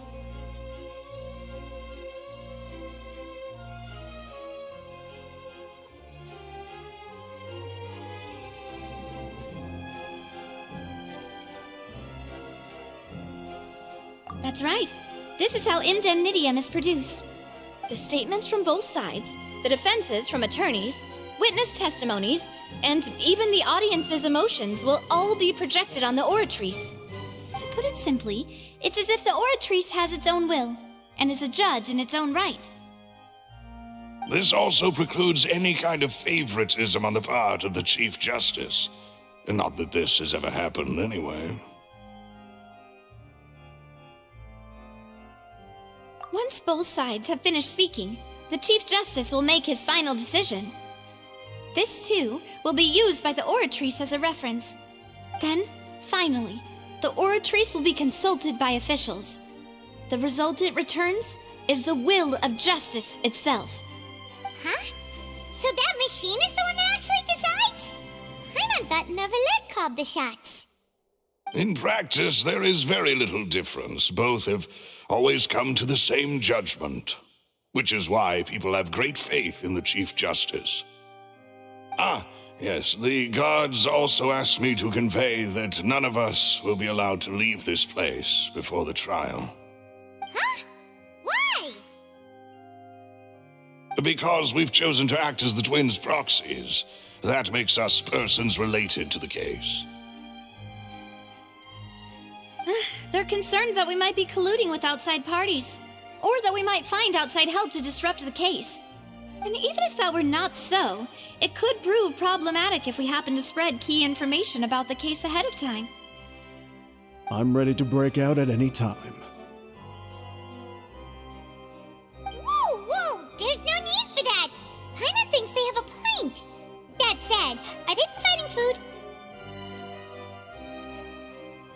Of course. I just hope you don't mind the lack of options. I'm afraid that catering to all tastes is not in the cards, nor is any guarantee of balanced nutrition.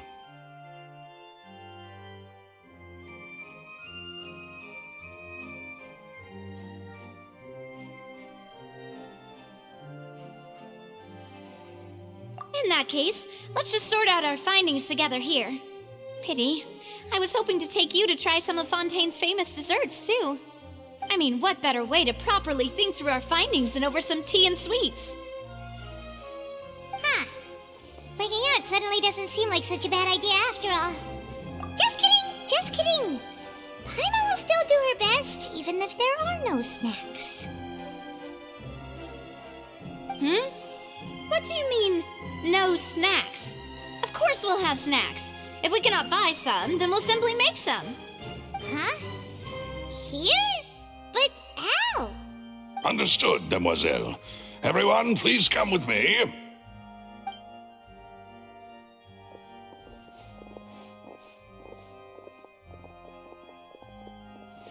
Wait, you're carrying a portable stove with you? Yes, I must be prepared to meet the Demoiselle's baking needs whenever the fancy strikes her. I have eggs, sugar, and almonds at the ready. Good work, you two. Then I'll get to it. Please sit tight for a moment. You'll get to taste my awesome snacks soon enough. These three are quite the interesting group.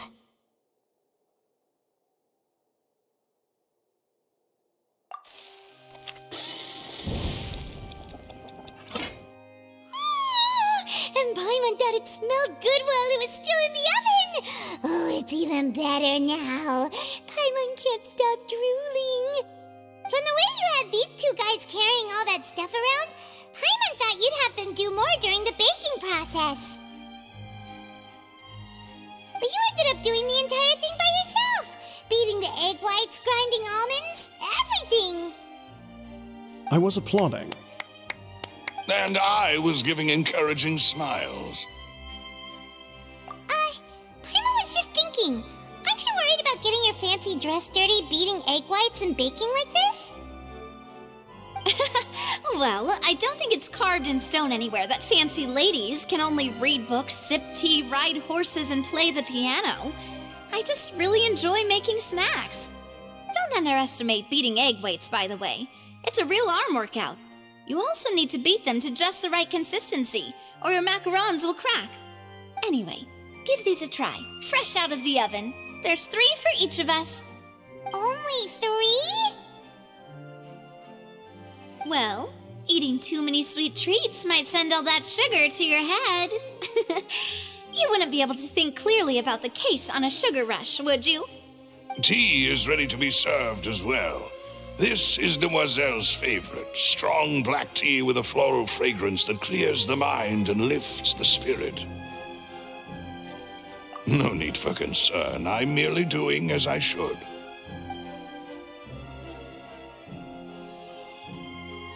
All right then. Down to business. As Paimon mentioned previously, the tunnel seems to be something of a secret chamber. However, we can assume that Linny and Lynette were not alone within it. Some criminal also occupied its sealed confines. The magician twins could have committed the crimes, of course, but they lack any logical motive. Exactly! Why would they do such a thing right when everyone was watching?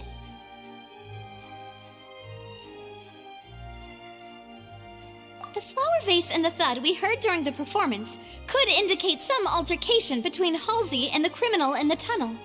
resulting in the shattering of the vase, the discarding of her clothes, and her abduction.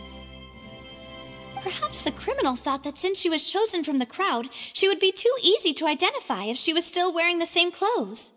Paimon thinks that makes sense, but the real trouble is...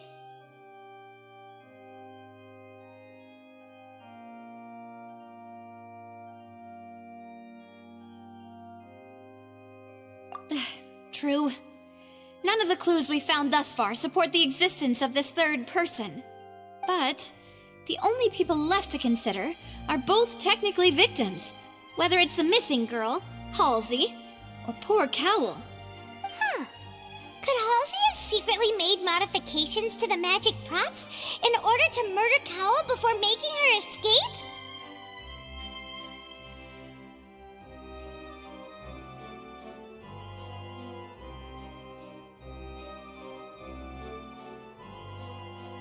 That's right. And even if she had tampered with the setup, she would need to understand the entire trick to pull it off. Nor does she have any motive. The guard said that she has never had any dealings with the Magic Troop's members. Were we not thorough enough in our search? From the sound of things, this is turning into an impossible case. Your macarons are amazing, though, Navia. They smell great! They're nice and crisp and super sweet!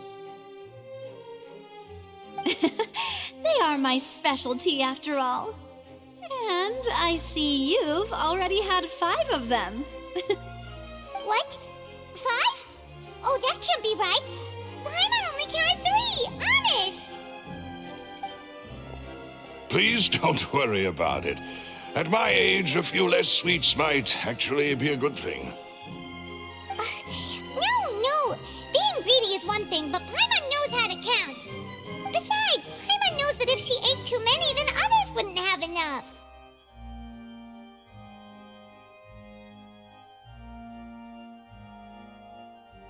Wait, even you don't believe Paimon? How could you? If Paimon ate those 2 extra macarons, then may they turn into stone in her stomach! All right, we get it. Well, I suppose one of us might have gotten too engrossed in our chat and eaten them by mistake. No big deal. Malus, set up the stove again, if you would. Huh? What are you doing? Making sure everyone gets 3 macarons, of course. Exactly. We don't want to trouble you. As you wish, demoiselle. And I have the egg, sugar, and almonds. Well, this really is your hobby, huh?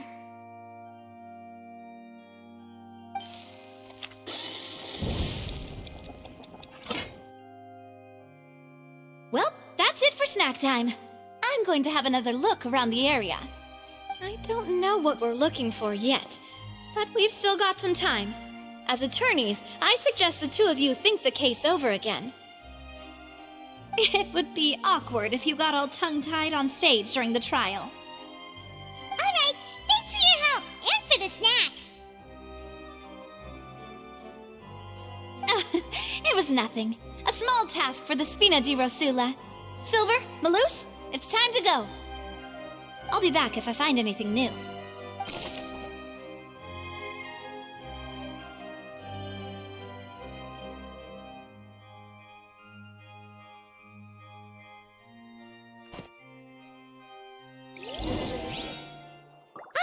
It's time to put our heads together. We've got to get our defense ready for the trial. Oh, it's probably gonna be a long and difficult case. There's no point in worrying about that now. We just need to prepare. Here, take Paimon's notes. They should help you review the situation.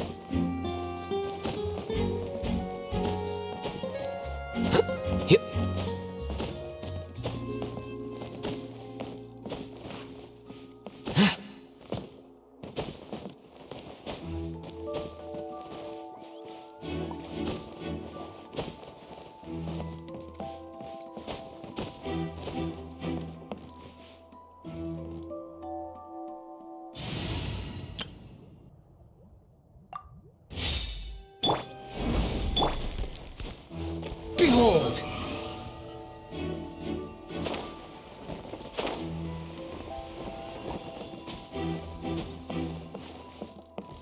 Quake!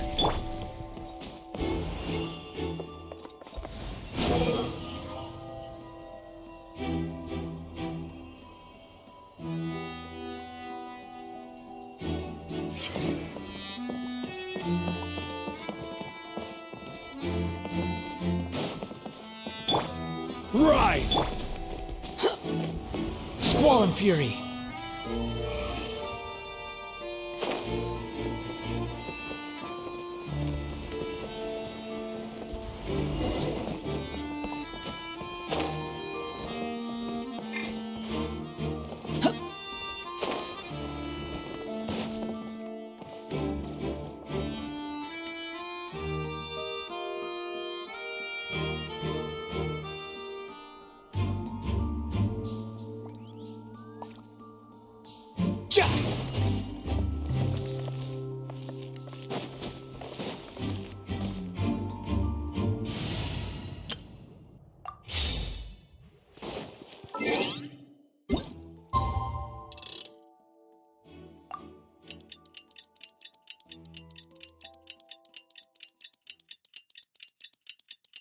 What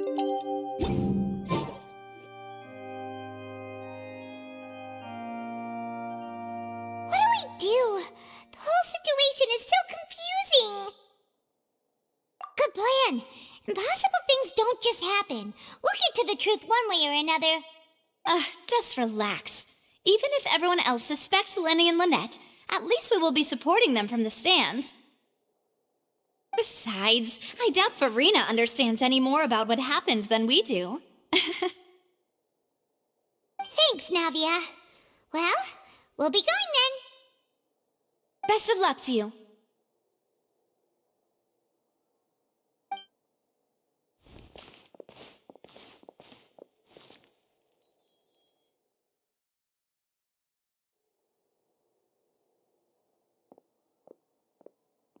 Ah, finally, you're back. Well, how did your investigation go? To be honest, you might be disappointed. No. We're already very grateful that you were willing to help. Well, now, don't you all look disappointed? Don't tell me that your investigation came up empty-handed. That was to be expected, of course. The guilty can never produce proof of their innocence. But don't let that stop you. I shall be terribly disappointed should you, my most anticipated foe, concede so easily. Since both parties are present, I declare that the trial regarding the magic show incident is now in session. Firstly, in order for the audience to understand the causes and results of the incident, could we please have Mr. Linney explain the trick? Yes, of course. I will explain while Lynette demonstrates on stage. All the necessary items have been prepared.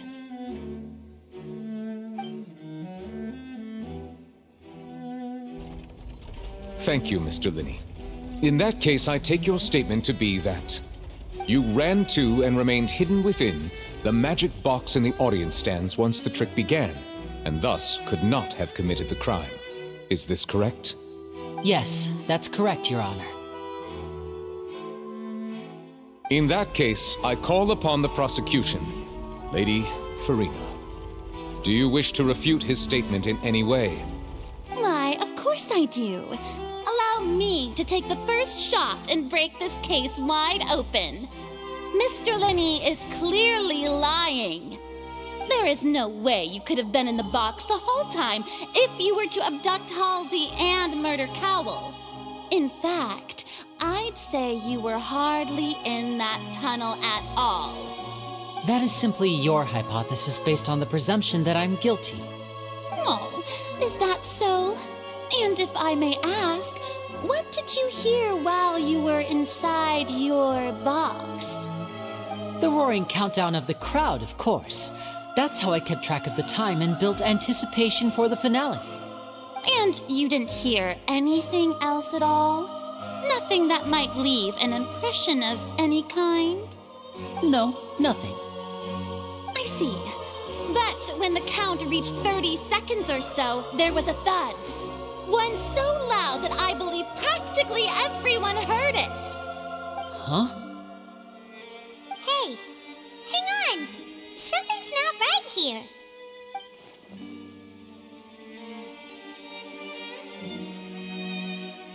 Yeah, I'm sure he could have heard a noise that loud from inside the box.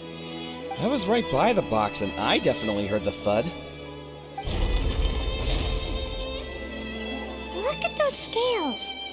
Could those mean...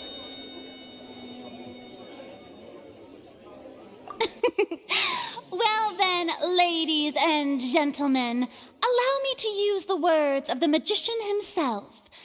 You never know what can happen in the blink of an eye.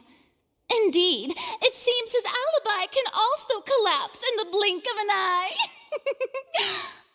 Of course, I have armed myself to do far more than smash your alibi. Confidence cannot go unfounded, and my foundations are rock solid. Tell me, aren't you and Lynette actually from the House of the Hearth? The House of the Hearth?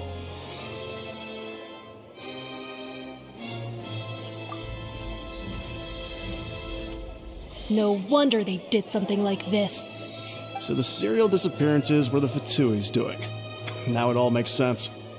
I've got a feeling that what happened on stage probably wasn't just an accident. That's irrelevant. Our identities have nothing to do with what happened. Indeed.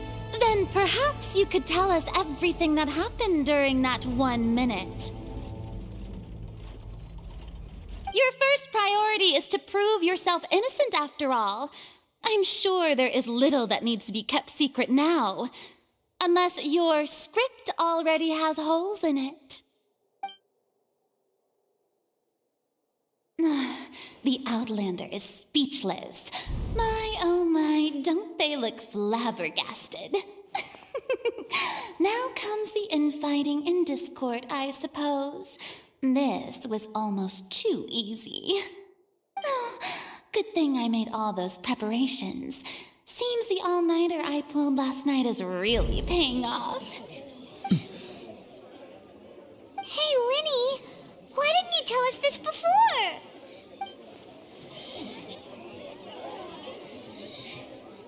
Order! Order! Mr. Linney, allow me to re-establish the facts. Lady Farina has raised 2 points. First, when the thud was heard in the Opera House, you were neither in the box nor the tunnel. Second, you and Ms. Lynette are both members of the House of the Hearth. Are these claims true?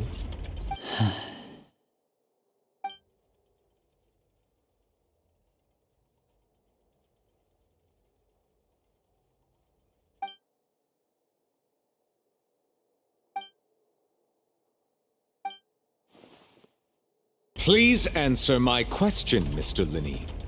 I'm sorry. Yes, they're true, Your Honor.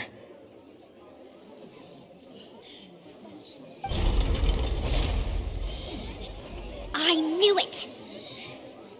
Well, that's it. We might as well move on to the sentencing already. What should we do now? Granted.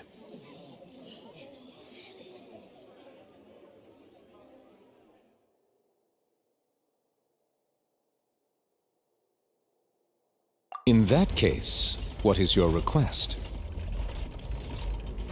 Is that really necessary? They're already as good as guilty. The defendant deceived their own attorneys. What is there left to discuss? Order! Order, I say! Your request is reasonable, and we shall adjourn. This trial will reconvene in 1 hour. So you would stick to Mr. Linney's defense even after knowing what you do now? You certainly have more professionalism than I thought. In that case, my dear audience, let's allow the joy of victory to steep for a little while longer.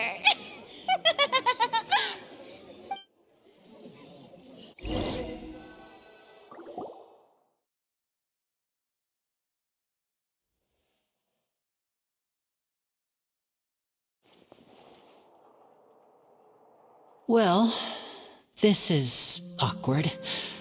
I didn't think the Hydro Archon would dig all that up. I'm sorry, Traveler and Paimon. Yeah, sorry. Paimon doesn't know where to start. We trusted you two. We based our entire reasoning on the assumption that you weren't bad guys. Not to set the wrong tone or anything, but Paimon's really mad. I'm very sorry. I know you're angry, and reasonably so, but please, let me explain. I know you've clashed with the Fatui several times before.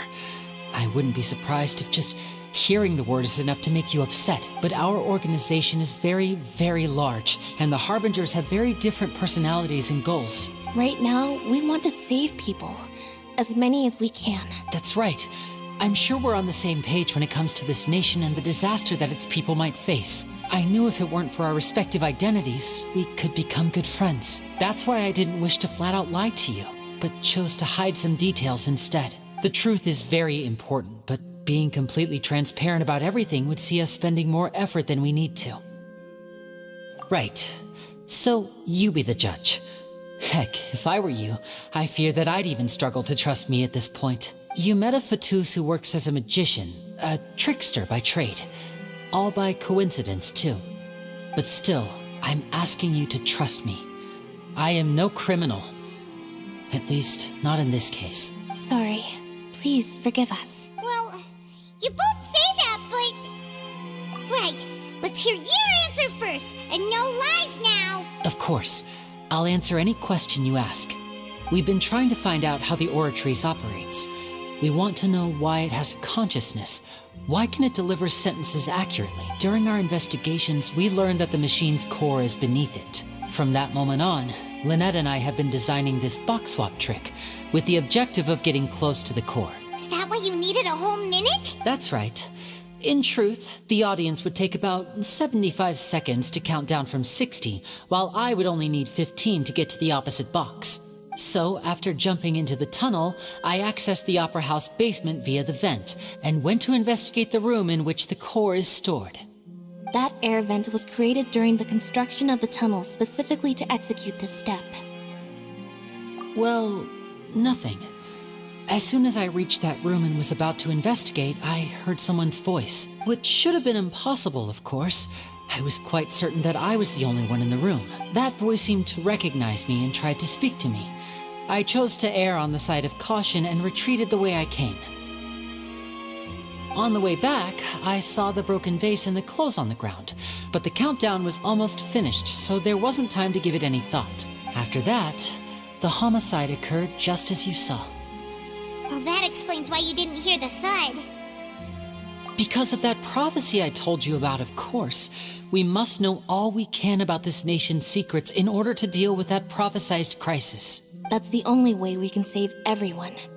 So, there you have it. The whole truth. I swear, I didn't hide anything from you this time. It was never my wish to proceed under this cloud of mistrust either. But like I said earlier, you can be the judge. If you want to leave because you don't trust the Fatui, there's nothing I can do to stop you. Well, Traveler, you decide. Paimon will follow your lead however you choose. Okay, thank you. Thanks for giving us a chance. The current problem is that the scales are tipped pretty badly against you two. If we want to refute the Hydro Archon's accusations, we're gonna need a seriously watertight defense. Huh? Oh, Paimon thinks she gets what you mean.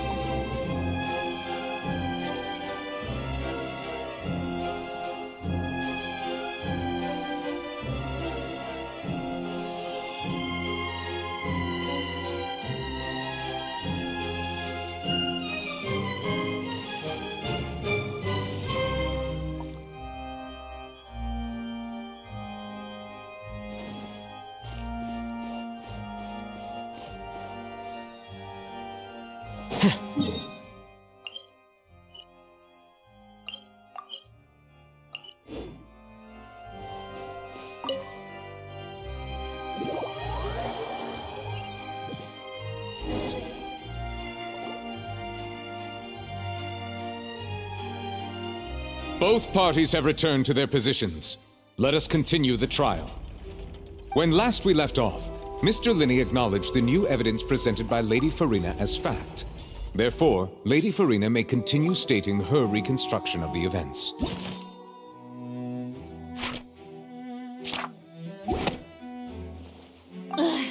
That took long enough. Now then, if everyone would lend me their attention. At this stage, let's revisit that scene from Linney's perspective.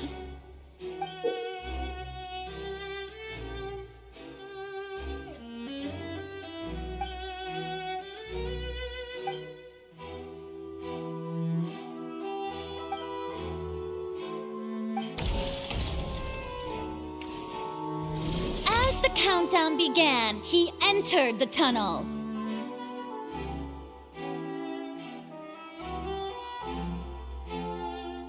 When the flatbed trolley passed, he opened the box and got into an altercation with Halsey, which caused the loud thud. He did not realize that this sound could be heard by everyone in the opera house, which is why he claimed earlier that he could not hear the sound. Finally, he used the vase to knock her out, before making her change clothes to prevent others from recognizing her. At this time, Cowell arrived in the tunnel, having heard that strange noise, and caught Linney red-handed. So Linney proceeded to knock him out too before stuffing him into that box. Afterward, Linney passed the unconscious Halsey to his accomplice through the magic box in the audience stands, before operating the devices such that Cowell's death would be ruled an accident. And there you have it. That's the truth behind what happened. Does the defendant's side have any objections to Lady Farina's description of the events? The key to refuting Lady Farina is the order of events, what Linney experienced and what he saw.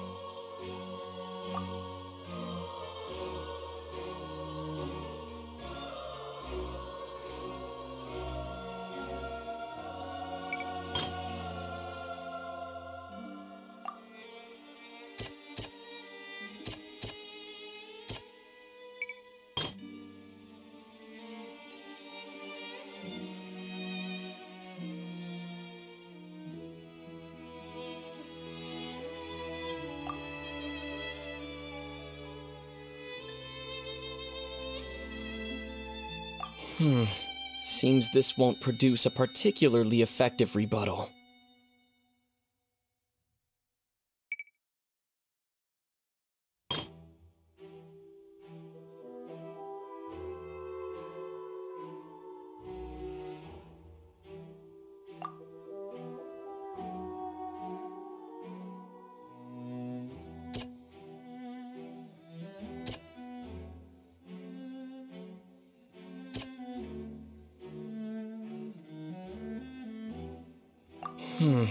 Seems this won't...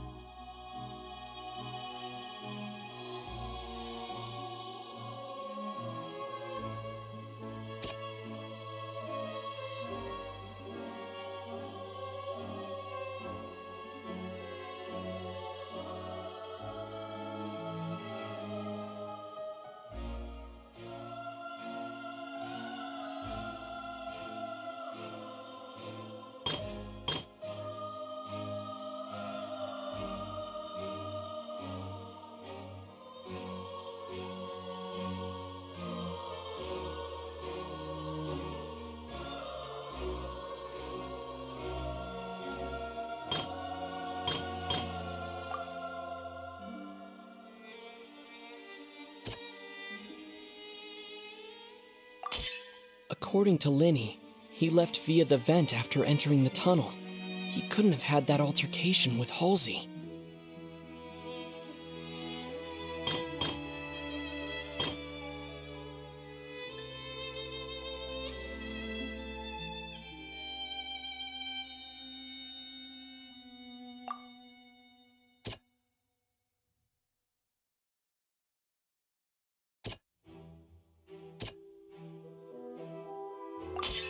Linny went to the room that contains the Oratrice's core.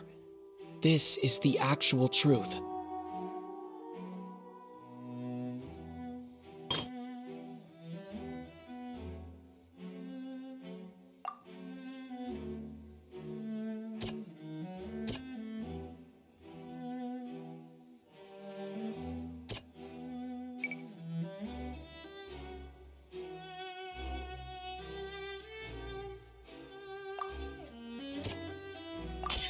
Linny did not take part in the underground altercation.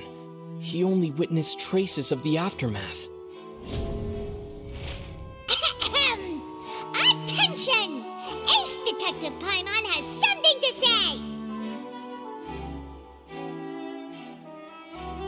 When the countdown started, Linny did indeed go into the tunnel, but he immediately used a vent to access the Opera House basement, which is where the underground core of the Oratrice is stored. Once he reached that area, he heard a voice in what should have been an empty room. Since he felt something was amiss, he returned immediately. The crime scene had already developed by the time he reached the tunnel again, and in order to complete the magic trick, he did not remain there for any length of time. Finally, he reached the surface, and that was when the accident happened from his point of view. Therefore, he's innocent!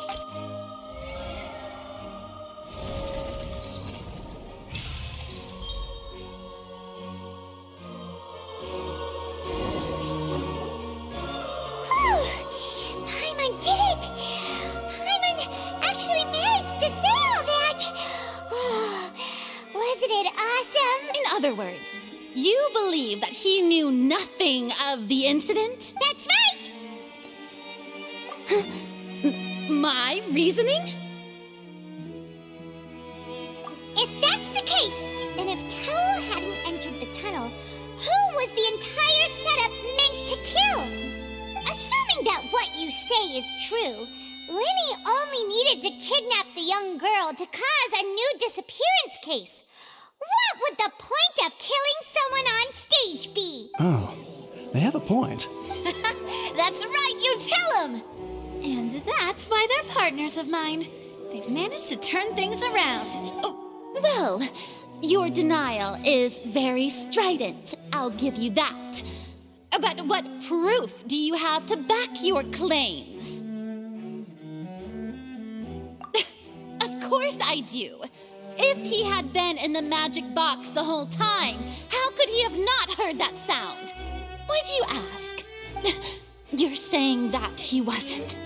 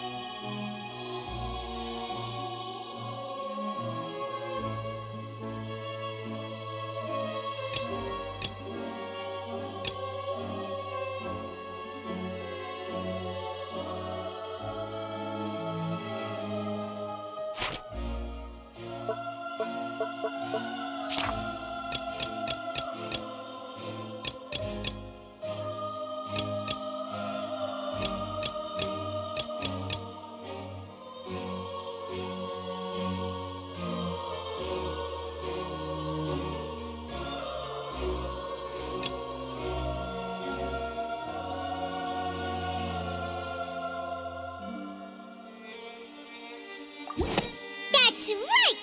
Linny wasn't in the box or in the tunnel. That's why he didn't hear anything strange during the performance. This means that when the crime happened, Linny had already entered the basement via the vent. The same clue you used to disprove his alibi has now become the best proof! How do you like that? Well played. To think you'd use such logic. Well then, if it wasn't Linny who committed the crimes, then who was it?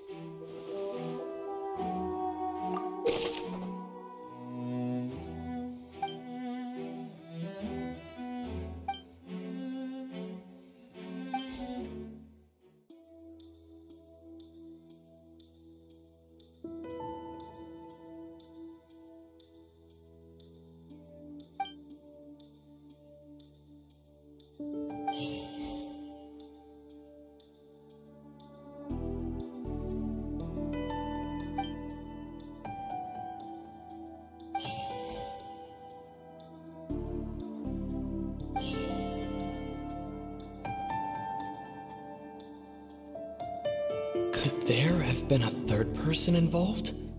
Is that really a possibility? Halsey is the missing person and an ordinary audience member. Or did she have her own scheme all along?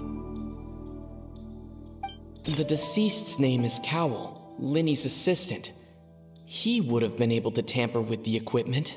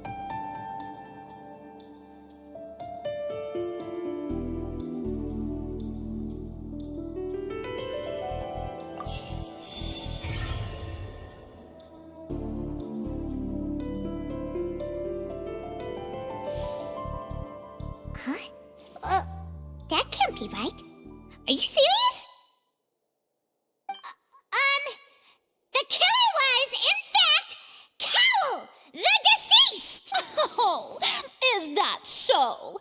How interesting! Let's hear your reasoning then. What I must do next is recreate the truth. What Cowl did, and how he went from would-be perpetrator to victim.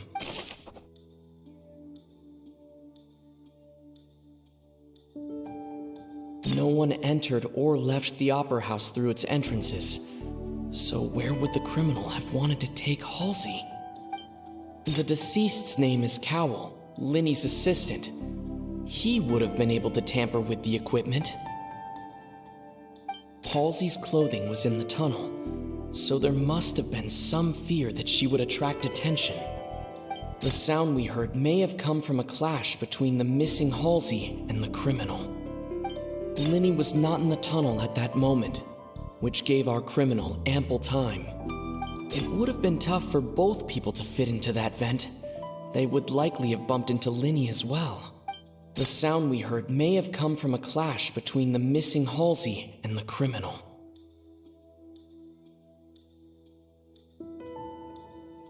The deceased's name is Cowl, Linny's assistant. He would have been able to tamper with the equipment.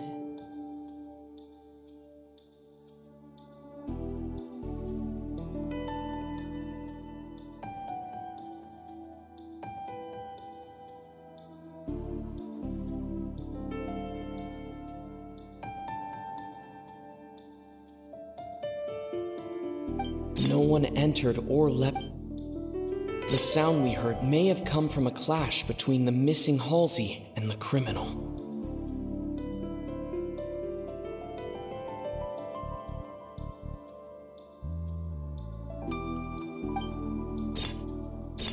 Linny was not in the tunnel at that moment, which gave our criminal ample time.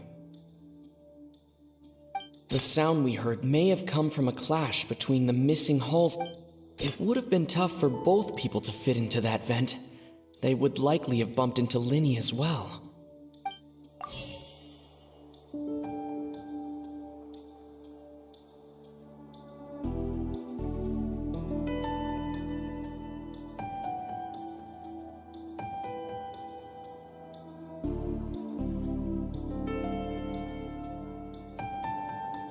It would have been tough for both people to fit in. It would have been tough for both.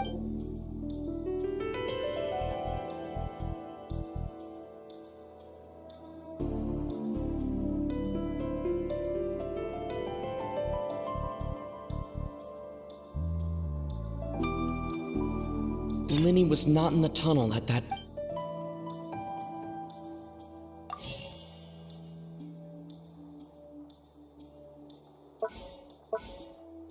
Linny was not in the tunnel at.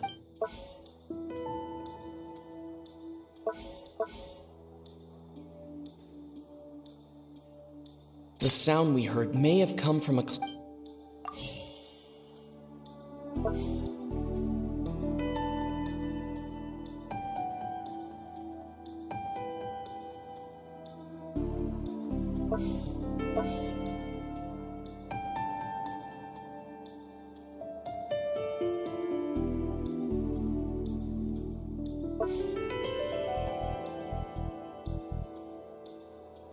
The deceased's name is Cap.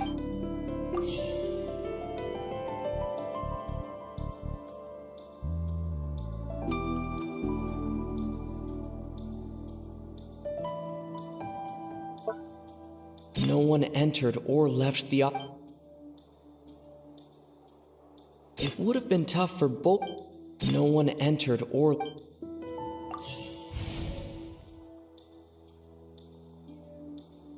It would have been tough for both. Halsey's clothing was in.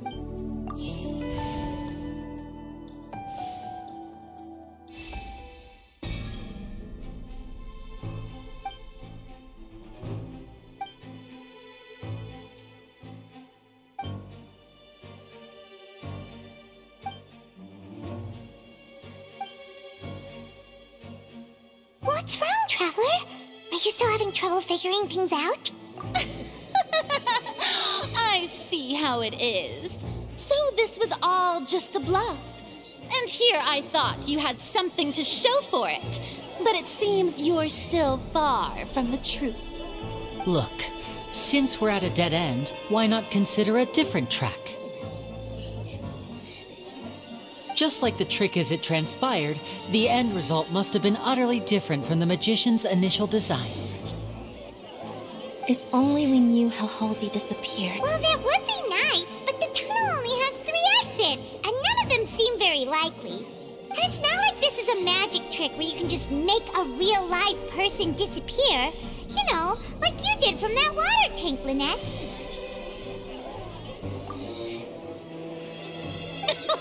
Excuse my interruption, dear opponents, but do you not see that the crowd is growing impatient?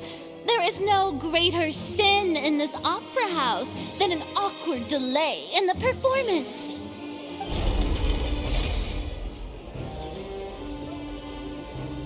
If the defense is unable to make further effective arguments, we will move on to the next stage of the trial.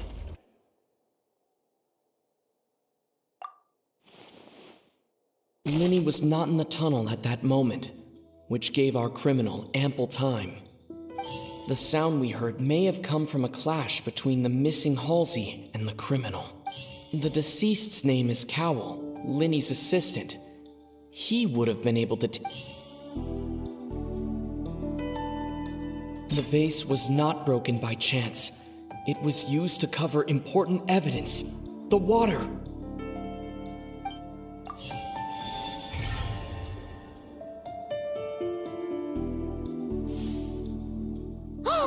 Paimon gets it! It all comes together if Halsey disappeared instead of being kidnapped. Lynette escaped from the water tank, vanishing gradually and leaving only clothes behind. If there's a similar method where a person could be transformed into water... Oh, just a moment, please. I do hope you know how preposterous you sound at the moment. How could a person ever be transformed into water? This is reality we're talking about here, not some magic trick. Must we really? I should think that of anyone. Your friend Linny already knows this truth very well. Magic tricks are ultimately just illusions and misdirection. But Halsey's disappearance is very real. We're talking about 2 completely different things. Even so, I trust the traveler's judgment. The truth must be out there somewhere. Perhaps a new line of reasoning may open if we try to gather all the focal points that don't make sense. Since Cal was the deceased, we haven't placed much attention on him. But given that we aren't making much progress with the case, it wouldn't hurt to have a look at his belongings, would it? People really do come up with all sorts of harebrained schemes when at the end of their rope. The way I see it, your suggestion that we broaden the scope of our investigation is nothing but a tactic for stalling the trial. Nevertheless, I believe that this is a reasonable request on the part of an attorney. Since the trial does indeed appear to be at an impasse, I believe that additional evidence may help us make more progress. Guards, please step into the lounge and examine the personal effects of the deceased, Cowell. We are still examining the items, but we have already made critical progress that we feel must be shared with everyone post-haste. We discovered several test tubes of fluid within Cowell's baggage, each labeled separately. The notebook in his backpack claims that these fluids are water from the primordial sea. The primordial sea? The note's contents also indicate that Cowell belonged to an organization that sells illegal drugs and that he had an accomplice. The notebook has many entries concerning safe usage of these fluids, in which the keyword dissolve appears many times. One of these tubes was labeled Opera Epiclese, along with yesterday's date. It is empty. The notes also state that these dissolution properties work exclusively on people from Fontaine. It's likely that Halsey was chosen as some sort of test subject. As such, we believe that the defense's hypothesis is, in fact, supported by sufficient evidence. You've got to be kidding! People dissolving into water? Could something so ridiculous actually be true? Wait a moment. This reminds me of a certain prophecy, but it's just a coincidence, isn't it? Huh. If people can become water, does that mean that the water tank's real use was as a means to hide water stains? And if Cowl was targeting that girl... Wait just a minute. Could that mean... You two, with me, quick! Demoiselle, wait! What about your partners? Let's go. Just trust me. Order! Order! It is undeniable that further examination of the deceased's personal effects has yielded some surprising results, but we cannot yet verify the veracity of these clues. Still, let us assume that these clues are indeed authentic, albeit with the understanding that Ms. Halsey has yet to be found. Guards, please continue examining the items along these lines. Mr. Linney, it appears your hypothesis is supported by the evidence, so please continue speaking. Of course. Thank you, Your Honor. If we uphold this hypothesis, I believe that many of this case's seemingly unrelated clues can be connected together. Right! Like the metal hook! That one didn't make sense at all. Let's think about this. Cowell's methods must have something to do with that water from the primordial sea.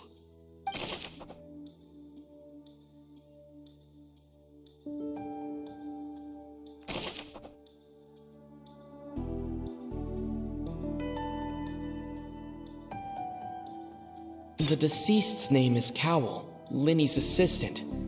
He would have been able to tamper with the equipment.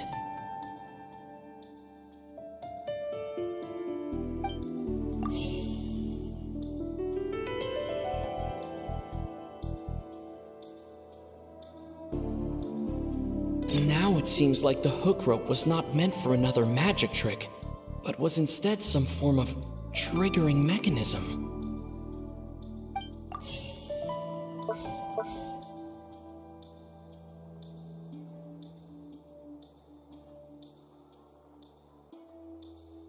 The water from the primordial sea should already have been prepped before Halsey entered the magic box.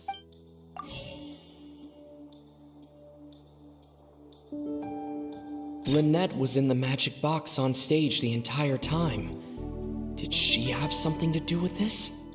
I remember there was something else within the inner layer of that box. The rope that held the water tank up was lit by the... I remember there was something else within the...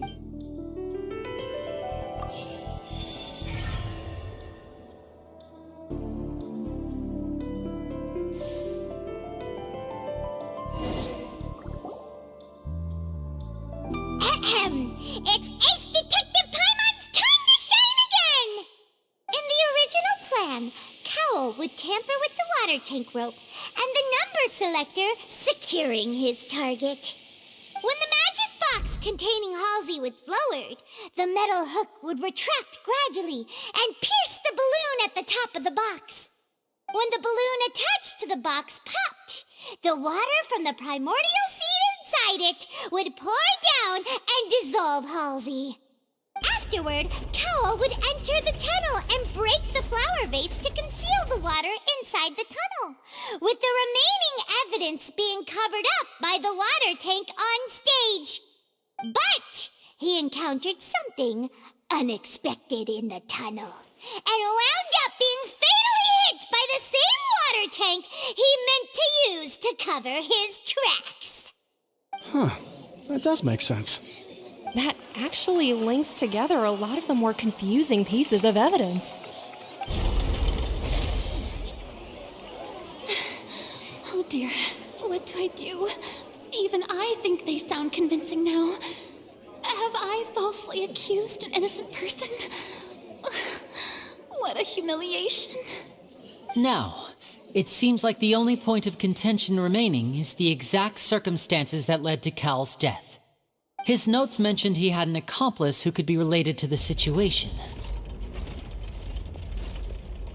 On that note, the guards have just contacted me indicating that they uncovered new evidence. I shall now invite him on stage to share it with us. Thank you, Your Honor. We were just inspecting the luggage of the other people involved in this case. And we found an identical sample of the water from the primordial sea among Linny's personal effects. What? That can't be. Oh, I see. Well, how wonderfully comedic to have your own counterattack only to come back and wound you. Does this not clear all doubt? My dear citizens, my loyal audience, allow me to present my reasoning and bring this performance to a swift close. Linny did not need to take part in the dissolution of the young woman at all. Indeed, he did leave the scene via the vent. Having made modifications to the props beforehand, his accomplice Cowell then caused Halsey to vanish using the water from the primordial sea.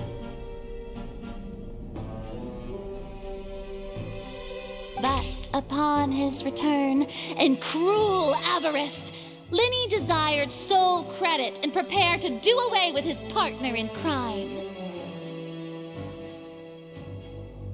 Ultimately, he knocked Cowell out, and the tool meant to cover the crime up also became a murder weapon.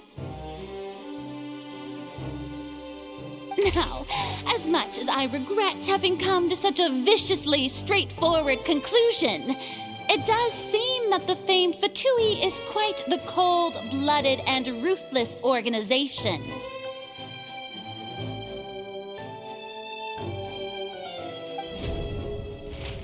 Am I right, Mr. Linny?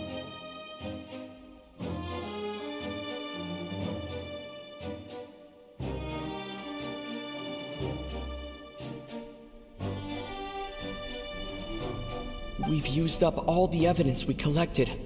There's no way for us to make a rebuttal here.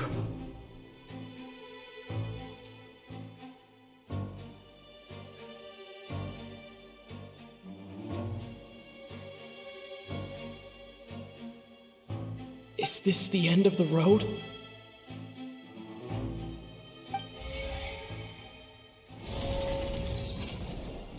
Oh no! Paimon can't think of anything either. It doesn't look like there's any way around this. Seems using the water as new evidence was too good a move. Why did this have to happen now?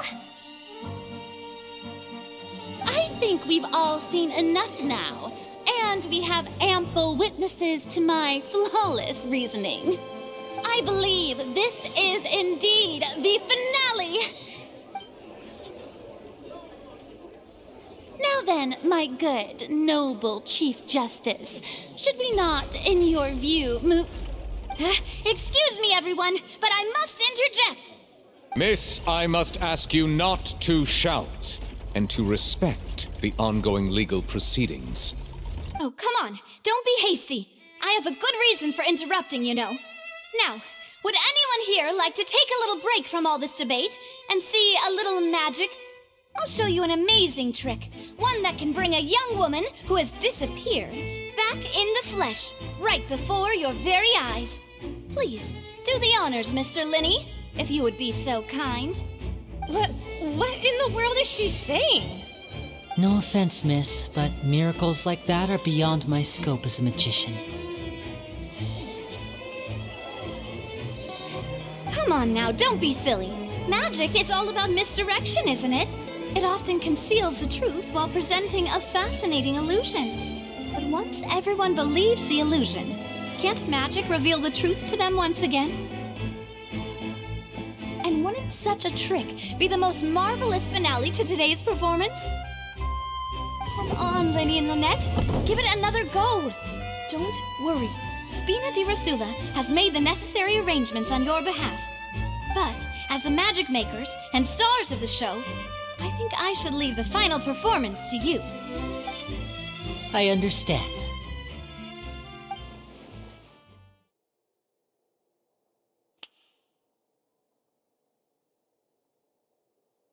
Voila!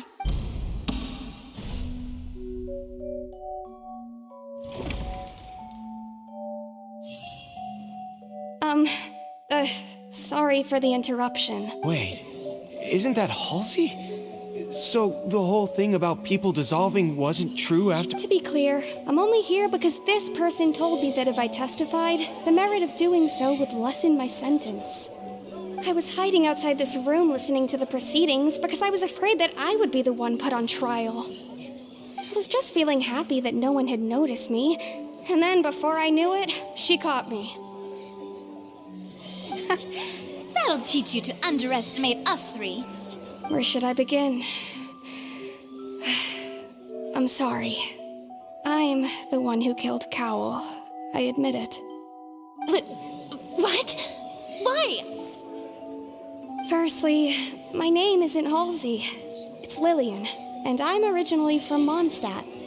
I heard that Linny's show was gonna be a real thriller, but I missed the chance to buy a ticket, so I stole one. That's how I make a living. I steal stuff here and there. And I'd never been caught before. But I was noticed at the harbor a few days ago, and I barely got away. Linny was the one who caught me in the act.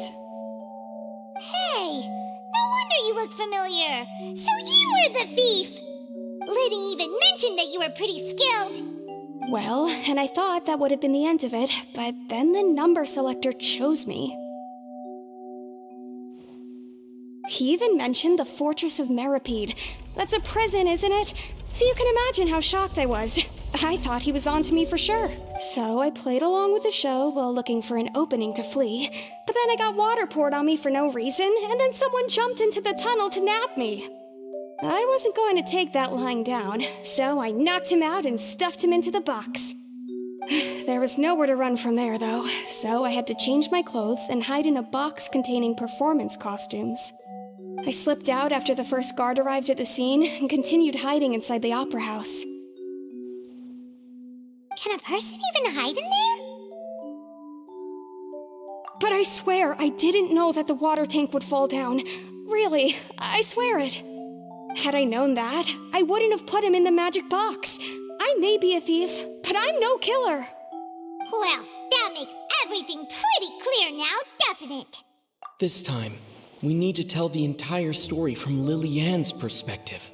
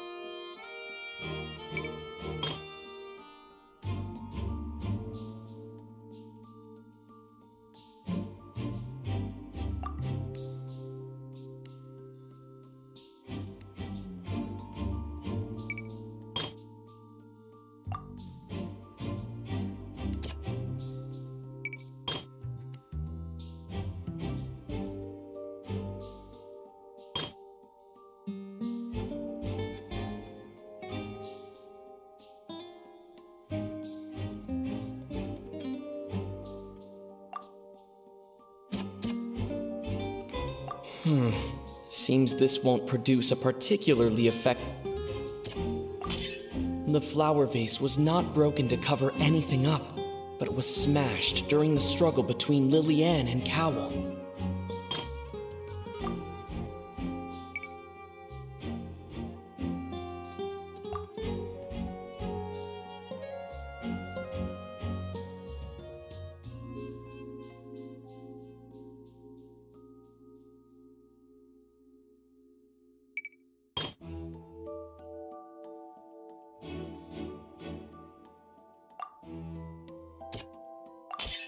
Liliane was afraid that she would be recognized if she left, so she changed clothes and hid.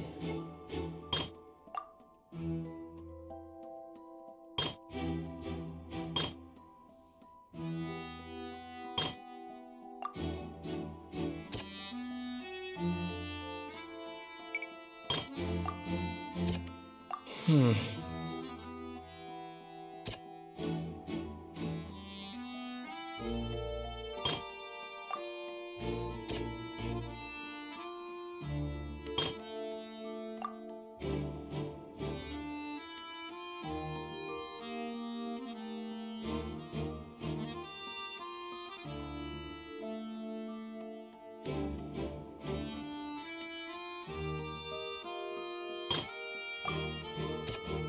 Hmm. Hmm.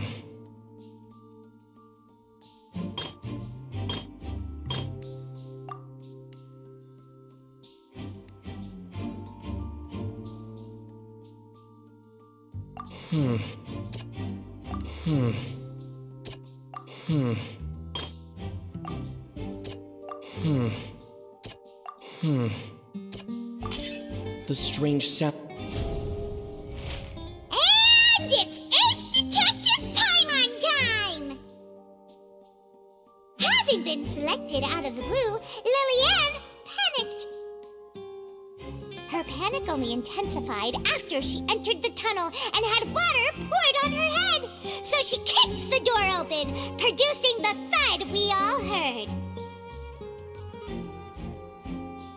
Hearing the commotion, Cowl leapt into the tunnel, only to discover that Liliane had not dissolved. He did not know that Liliane was not from Fontaine, but was a thief who made her way in by stealing a ticket. Mistakenly believing that the water from the primordial sea needed time to take effect, he tried to force Liliane back into the box. The two broke the flower vase during the struggle, but Liliane came out on top, knocking Cowl out and putting him in the box. With no way of escaping, she changed her clothes and hid in the costume trunk until the performance ended.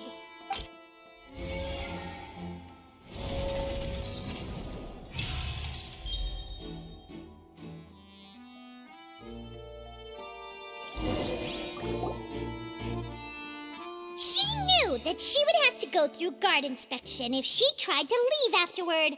So, she has been trapped in the Opera House these last 2 days. She had already become desperately hungry by the time we were chatting over macarons.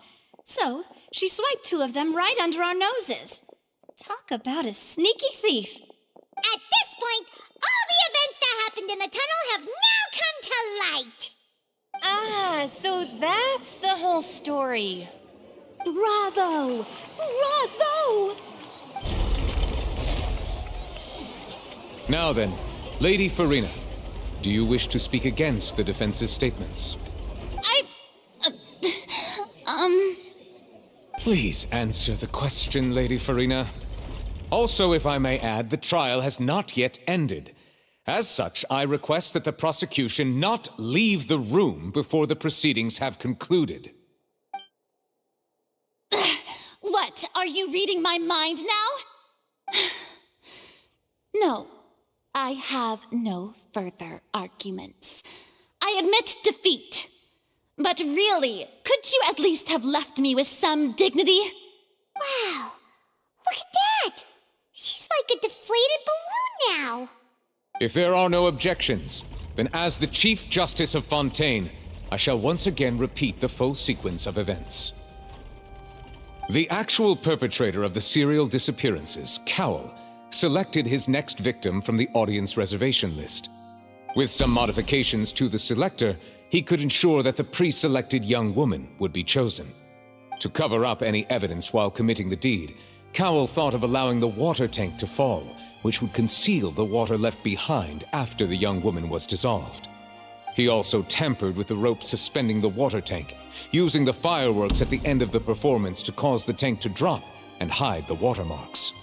He poured the water from the primordial sea into a balloon during the preparation of the magic box and stuck it to the box's lid.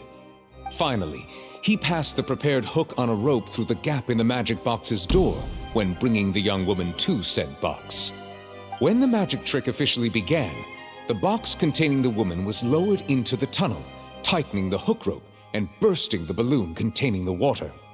If all had gone to plan, the young woman would be dissolved at this time. However, Lillian was not from Fontaine, and thus fled the box with a loud noise. Realizing that there was trouble, Cowell entered the tunnel and met Lillian. Thinking that the waters had not yet taken effect, he decided to proceed.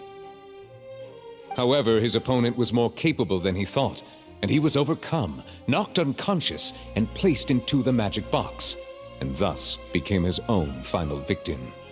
Lillian, according to her own statements, then changed clothes and hid until the performance ended, before hiding in other parts of the opera house. As for Linny, he was in the underground structures within the opera house, and was thus ignorant of these happenings. From this reconstruction of events, we can conclude that Linny, the accused, is in fact innocent.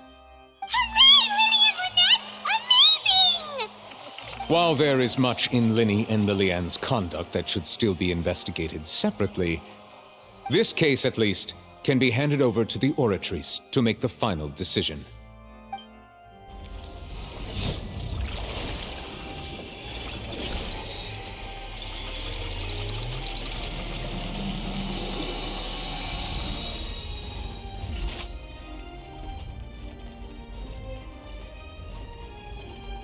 As such, Linny and Lynette are officially declared not guilty.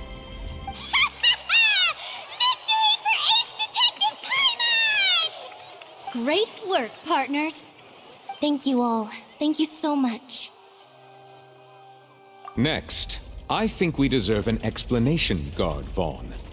How did you find the water from the primordial sea in Linny's baggage?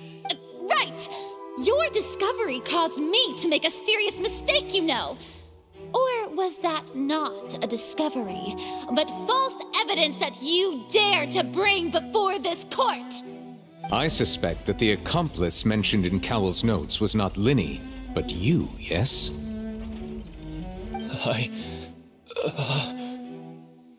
I'm sure you know what you must do to lessen your sentence. Speak quickly! Unless you want to earn yourself a one-way ticket to Coupon Town. I was just following orders. We were supposed to place blame for the serial disappearances onto Linny, and thus cause suspicion to fall on the Fatui. The higher-ups said this was the best opportunity to do so. And now that your plan has fallen through, and the secrets of the water have been revealed, you have become a liability to said higher-ups, yes? Therefore, you would be wise to tell everything you know, and seek the protection of the guards.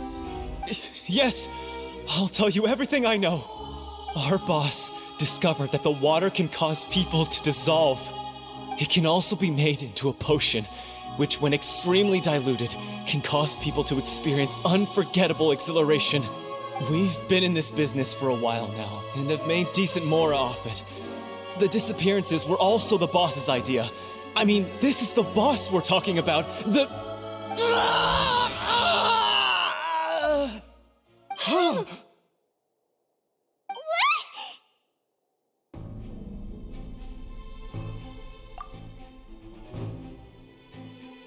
And now he can no longer talk.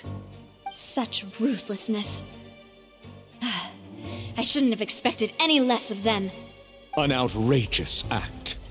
All present, please submit to inspection immediately.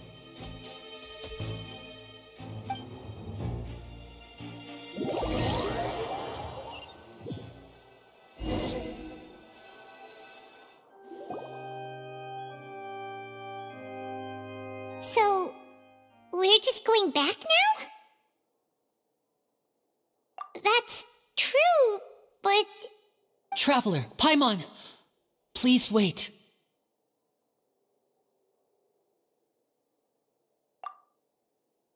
Linny... I know you may not want to speak to me right now. Maybe you don't even want to look at me. But still, let me thank you again for defending me to the end, even after you learned that I'm a member of the Fatui.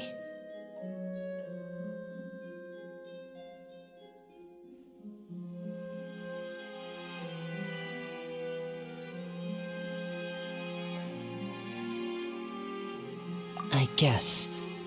But regardless, I'd like the opportunity to set things straight. I didn't approach you with any ulterior motives or ill intent. I've spoken to you as myself, just plain Linny this entire time.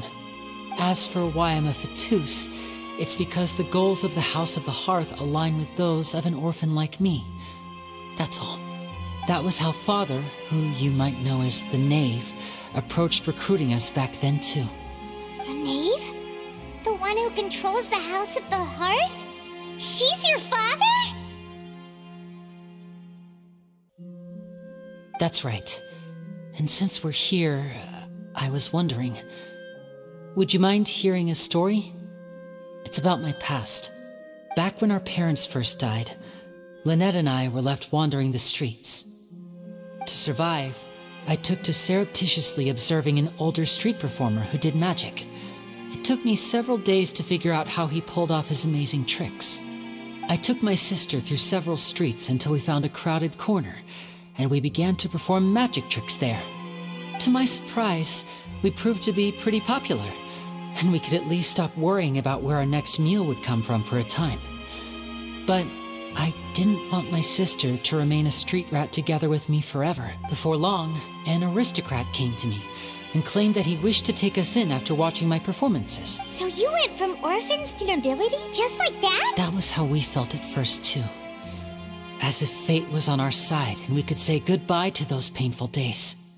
But I gradually discovered that while we were called foster children, he was really after my talent for magic tricks. He would constantly take me to all sorts of banquets to garner attention, which he would then use to expand his social circles. That doesn't seem too bad either.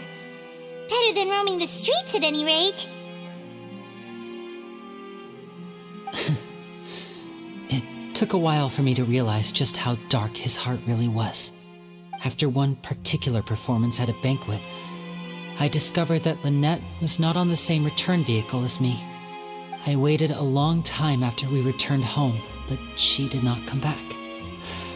I went to that noble's bedroom and asked him about her whereabouts. The answer he gave me was, she caught the eye of the most eminent person at the banquet, so I sent her over as a gift. I mean, you'll be able to perform your magic regardless of who your assistant is, yes? Oh no. So he was gonna...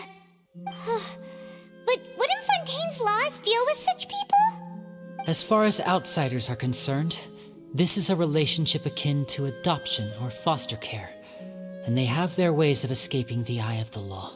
I managed to ferret out the location of the mansion of that so-called eminent person and hurried through the night. But by the time I leaped over the walls, avoided the guards, and made my way in, all I saw was the moonlit ground covered in blood, and the knave standing there in the darkness. So, she'd already taken care of that guy. That's right. She had rescued my sister before she could come to any harm, and had even discovered several girls hidden in a basement, all of them orphans. Father, the knave, might have seen something in me, and so she made me an offer. The House of the Hearth welcomes you, for your interests align with ours. Here, none will ever betray you. Indeed, betrayal shall never be permitted here. I was hesitant to trust her. I had just been betrayed by nobles, but she was also quick to destroy the noble who had taken us in at first, giving us back our freedom. Oh, so that's how the two of you joined the House of the Hearth. She has her own plans. She has gained permission from the Sarita to first use the Gnosis' power when she obtains it. She plans to use it to find a way to break the prophecy and save Fontaine. So, she believes in that prophecy too? That's right. The whole House of the Hearth is currently working to combat that crisis. Today's case has also proven that people from Fontaine can indeed dissolve into some sort of water, thus further supporting the prophecy. All of us house members here, Lady Arlecchino herself included, are from Fontaine. We won't give up on defending our homeland. To us orphans, the only connection we have left to this world, apart from our family, is our homeland. So, from small deeds like distributing magic pockets to huge schemes like stealing a Gnosis, everything is aimed at dealing with that prophecy. It's all right.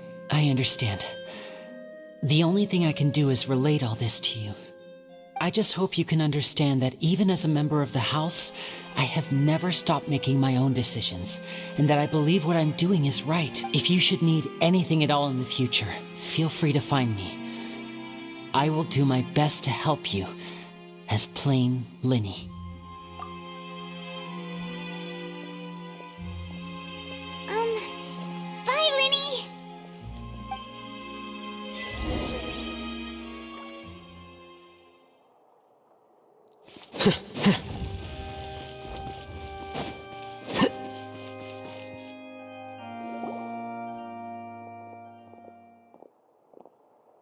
Hey there! What was with the disappearing act you pulled right as the trial ended? Were you looking for us, Navia? Well, this whole thing isn't exactly over, is it? I do feel that we're getting closer to solving the serial disappearances case, though. Don't you think so, too? Huh? What's wrong, my dear partner? Besides, are you sure we're the ones who can crack a case that's been cold for decades now? And given that there's new evidence from the trial, there should be a trail of breadcrumbs for the Hydro Archon's people to follow now, right? Ah, I see. Well, I won't lie. I'm a little shocked to hear that from you. But I suppose you are just travelers who have only arrived in Fontaine after all. Sorry. I might have been too presumptuous. Don't say that, Navia. Oh, and we were having so much fun investigating with you, too. It was like having new waters flowing into a stagnant mire, causing new hope to spring forth, and the reflection in the murk to become clearer. Well, sorry about that. I'm a bit prone to nostalgia. Don't mind me. Wait, shall we have a farewell meal? You know, to commemorate our time as partners? Huh? Do we really need to get that formal? Well, guess you really did treat us as partners, huh? Well, I'd just like to have a proper ending to every important memory. That way there are no regrets later. Anyway, it would just be a meal, so it shouldn't take up too much of your time. You don't have to twist Paimon's arm. If Boss Navi is treating, count Paimon in! Oh, wonderful. In that case, why don't we return to the court of Fontaine and head to the Hotel de Boer? I believe we'll make it just in time for dinner. All right, then. Let's have our farewell meal.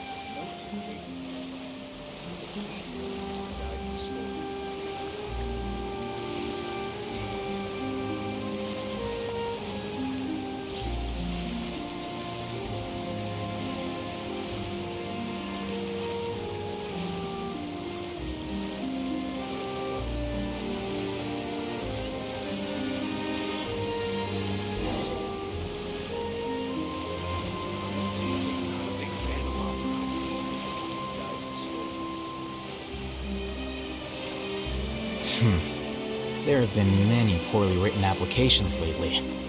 I guess I'll just have to reject them all.